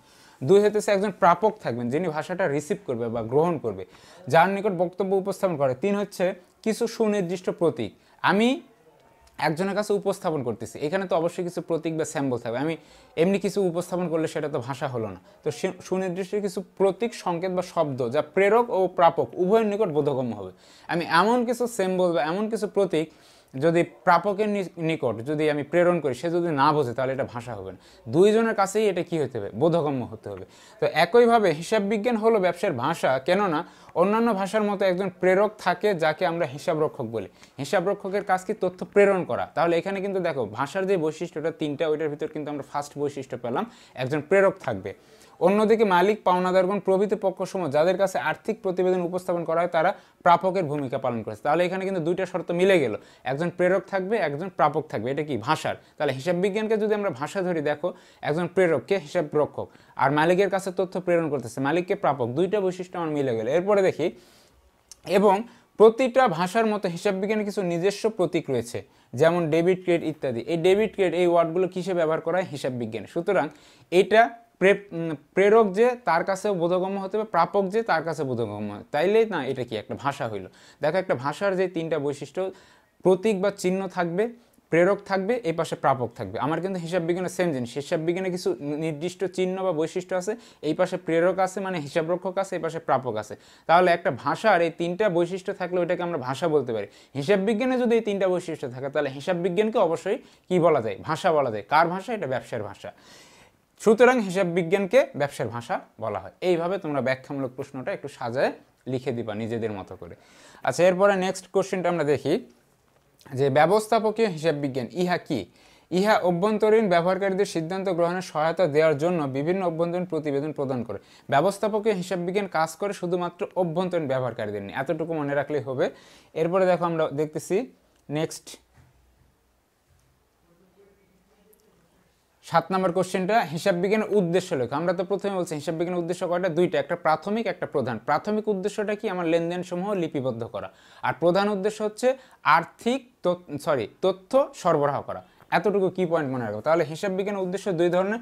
প্রাথমিক উদ্দেশ্য, হিসাব বিজ্ঞানের প্রাথমিক উদ্দেশ্য হলো আর্থিক ঘটনার সময় চিহ্নিত করে বা শনাক্ত করে সেগুলো হিসাবের বইতে লিপিবদ্ধ করা। আর প্রধান বা মৌলিক উদ্দেশ্য হলো, হিসাব বিজ্ঞানের মৌলিক উদ্দেশ্য হলো উক্ত তথ্যসমূহ পর্যালোচনা করে নির্ভুল ও সঠিক প্রয়োজনীয় তথ্যসমূহ সংশ্লিষ্ট ব্যবহারকারীদের নিকট সরবরাহ করা। জাস্ট তোমরা দুইটা কি পয়েন্ট মনে রাখবে, একটা লিপিবদ্ধ করা প্রাথমিক উদ্দেশ্য, আর তথ্য সরবরাহ করা প্রধান উদ্দেশ্য। পরের কোশ্চেনটা দেখি আমরা, যে হিসাব তথ্যের ব্যবহারকারী কত প্রকার ও কি কি। এটা তো আমরা জানি, হিসাব তথ্যের ব্যবহারকারী দুই প্রকার। ওই যে বললাম যে আমাদের স্লাইডে প্রথমে একটু ভুল হয়েছিল, এটা আমরা পরবর্তী লিখিত অংশে এখানে দেখো তোমরা ডিটেলস পাবা, এখানে সব দেওয়া আছে। হ্যাঁ, তাহলে ব্যবহারকারী তথ্যের কয়টা, হিসাব বিজ্ঞান তথ্যের ব্যবহারকারী দুইটা, হিসাব তথ্যের ব্যবহারকারী দুইটা, অভ্যন্তরীণ আর বাহ্যিক বা বহিস্থ। অভ্যন্তরীণ ব্যবহারকারী কারা, যারা প্রতিষ্ঠানের সিদ্ধান্ত গ্রহণে ভূমিকা নিতে পারে, আর যারা প্রতিষ্ঠানের সিদ্ধান্ত গ্রহণে ভূমিকা নিতে পারে না তার হচ্ছে বাহ্যিক ব্যবহারকারী। তা হচ্ছে যারা ব্যবসার সিদ্ধান্ত গ্রহণে প্রত্যক্ষ ভূমিকা রাখে তারাই অভ্যন্তরীণ ব্যবহারকারী। অভ্যন্তরীণ ব্যবহারকারীদের জন্য হিসাব বিজ্ঞান অভ্যন্তরীণ প্রতিবেদন প্রকাশ করে, এরা ব্যবসা থেকে বেতন গ্রহণ করে। এদের কিন্তু আরেকটা বৈশিষ্ট্য আছে, এরা ব্যবসা থেকে বেতন গ্রহণ করে। আর অভ্যন্তরীণ ব্যবহারকারী হলো ব্যবস্থাপক। দেখো বিপণন বা বিক্রয় ব্যবস্থাপক, এও কিন্তু এক প্রকার কি ব্যবস্থাপক। উৎপাদন ব্যবস্থাপকগণ, উৎপাদন পরিদর্শকগণ, অর্থ পরিচালকগণ, সংগঠক, মানব সম্পদ ব্যবস্থাপনা, ট্রেজারার, পরিচালনা পর্ষদ, প্রধান নির্বাহী কর্মকর্তা, অভ্যন্তরীণ বা আন্তঃনিরীক্ষক, এরা সবাই কিন্তু কি সিদ্ধান্ত গ্রহণে প্রত্যক্ষ ভূমিকা রাখে, এই কারণে এদেরকে বলা হয় অভ্যন্তরীণ ব্যবহারকারী। এরপর আমরা দেখি বহিস্থ বা বাহ্যিক ব্যবহারকারী কারা। যারা ব্যবসার সিদ্ধান্ত গ্রহণে প্রত্যক্ষ ভূমিকা রাখে না তারাই বহিস্থ ব্যবহারকারী। বহিস্থ ব্যবহারকারীদের জন্য হিসাব বিজ্ঞান বহিস্থ প্রতিবেদন প্রকাশ করে, এরা ব্যবসা থেকে বেতন গ্রহণ করে না। বহিস্থ ব্যবহারকারী হলো বিনিয়োগকারীগণ, শেয়ার মালিকগণ। এক কথা হইতেছে আমার পরিচালক এবং ব্যবস্থাপক বাদে যারাই আছে এদেরকে আমরা কি বলবো, বহিস্থ ব্যবহারকারী। ঠিক আছে, বিশ্ববিদ্যালয়ের শিক্ষকগণ, গবেষক, সরকার, ব্যাংকার, হিসাব বিজ্ঞান মান প্রণেতা, শিল্প ও বণিক সমিতি বা শ্রমিক সংঘ, প্রতিযোগী প্রতিষ্ঠান, সাধারণ জনগণ, কোম্পানির কর্মচারীগণ, নিয়ন্ত্রণকারী প্রতিষ্ঠান, দেনাদার পাওনাদার। এখানে কিন্তু একটা জিনিস আমি আবারও বলে রাখতেছি, কর্মচারীগণ, খেয়াল করো, কর্মচারীগণ এরা হইতেছে বহিস্থ ব্যবহারকারী, আর কর্মকর্তাগণ কিন্তু অভ্যন্তরীণ ব্যবহারকারী। এরপরে দেখো হিসাব বিজ্ঞানের বৈশিষ্ট্যগুলো লেখো যদি আসে কোশ্চেনে। কীভাবে লিখবে, হিসাব বিজ্ঞান হলো ব্যবসার ভাষা, হিসাব বিজ্ঞান হলো তথ্য প্রকাশের একটা মাধ্যম, হিসাব বিজ্ঞান একটি সেবামূলক কর্ম, হিসাব বিজ্ঞান একটি ব্যবহারিক বিষয় বা শাস্ত্র। তারপরে দেখো হিসাব বিজ্ঞান হলো একটি তথ্য ব্যবস্থা, হিসাব বিজ্ঞান হলো ব্যবস্থাপনার হাতিয়ার বা সহায়ক, হিসাব বিজ্ঞান হলো নিয়ন্ত্রণের কলাকৌশল, হিসাব বিজ্ঞান হলো ঐতিহাসিক দলিল সংরক্ষক। হিসাব বিজ্ঞানের মাধ্যমে কিন্তু প্রতিষ্ঠানের ঐতিহাসিক দলিলগুলো কী করা হয়, সংরক্ষণ করে রাখা হয়। তারপরে দেখো আমাদের এই ছিল ফার্স্ট চ্যাপ্টারের A to Z। তো আশা করি সবাই উপকৃত হবা এই ভিডিওর দ্বারা। আর তোমরা অবশ্যই আমাদেরকে ইন্সপিরেশন দিবা, অনুপ্রেরণা দিবা। আশা করি যে নেক্সট ক্লাসটা আমরা চাই বা নেক্সট ক্লাসে কি করলে ভালো হয়, এই ব্যাপারে যদি কারো কোনো মতামত থাকে তোমরা অবশ্যই আমাদের জানাবা। আর লাইভ ক্লাসে বুঝতে অসুবিধা হলে আমরা এক্সপেক্ট করবো তোমরা প্রিমিয়াম ব্যাচে যোগদান করে। এখানে আমাদের জুম অ্যাপে ক্লাস হয়, পরীক্ষা দেওয়ার ব্যবস্থা আছে। আর অ্যাকাউন্টিং বিষয়ে যে কোনো জিজ্ঞাসা থাকলে অবশ্যই আমাদেরকে কমেন্ট করে জানাবা, আমি এটার সাথে সাথে রিপ্লাই দিয়ে দিব তোমাদের সার্বিকভাবে সহযোগিতা করার জন্য আমরা আছি উল্লাস ফিনিক্স শিক্ষা পরিবার থেকে। আমি মোহাম্মদ জাহাঙ্গীর আলম নাহিদ, অ্যাকাউন্টিংয়ের উপর বিবিএ কমপ্লিট করেছি জগন্নাথ বিশ্ববিদ্যালয় থেকে। সবাই ভালো থাকো, সুস্থ থাকো। নেক্সট ক্লাসে তোমাদের সাথে আবার দেখা হবে। আসসালামু আলাইকুম।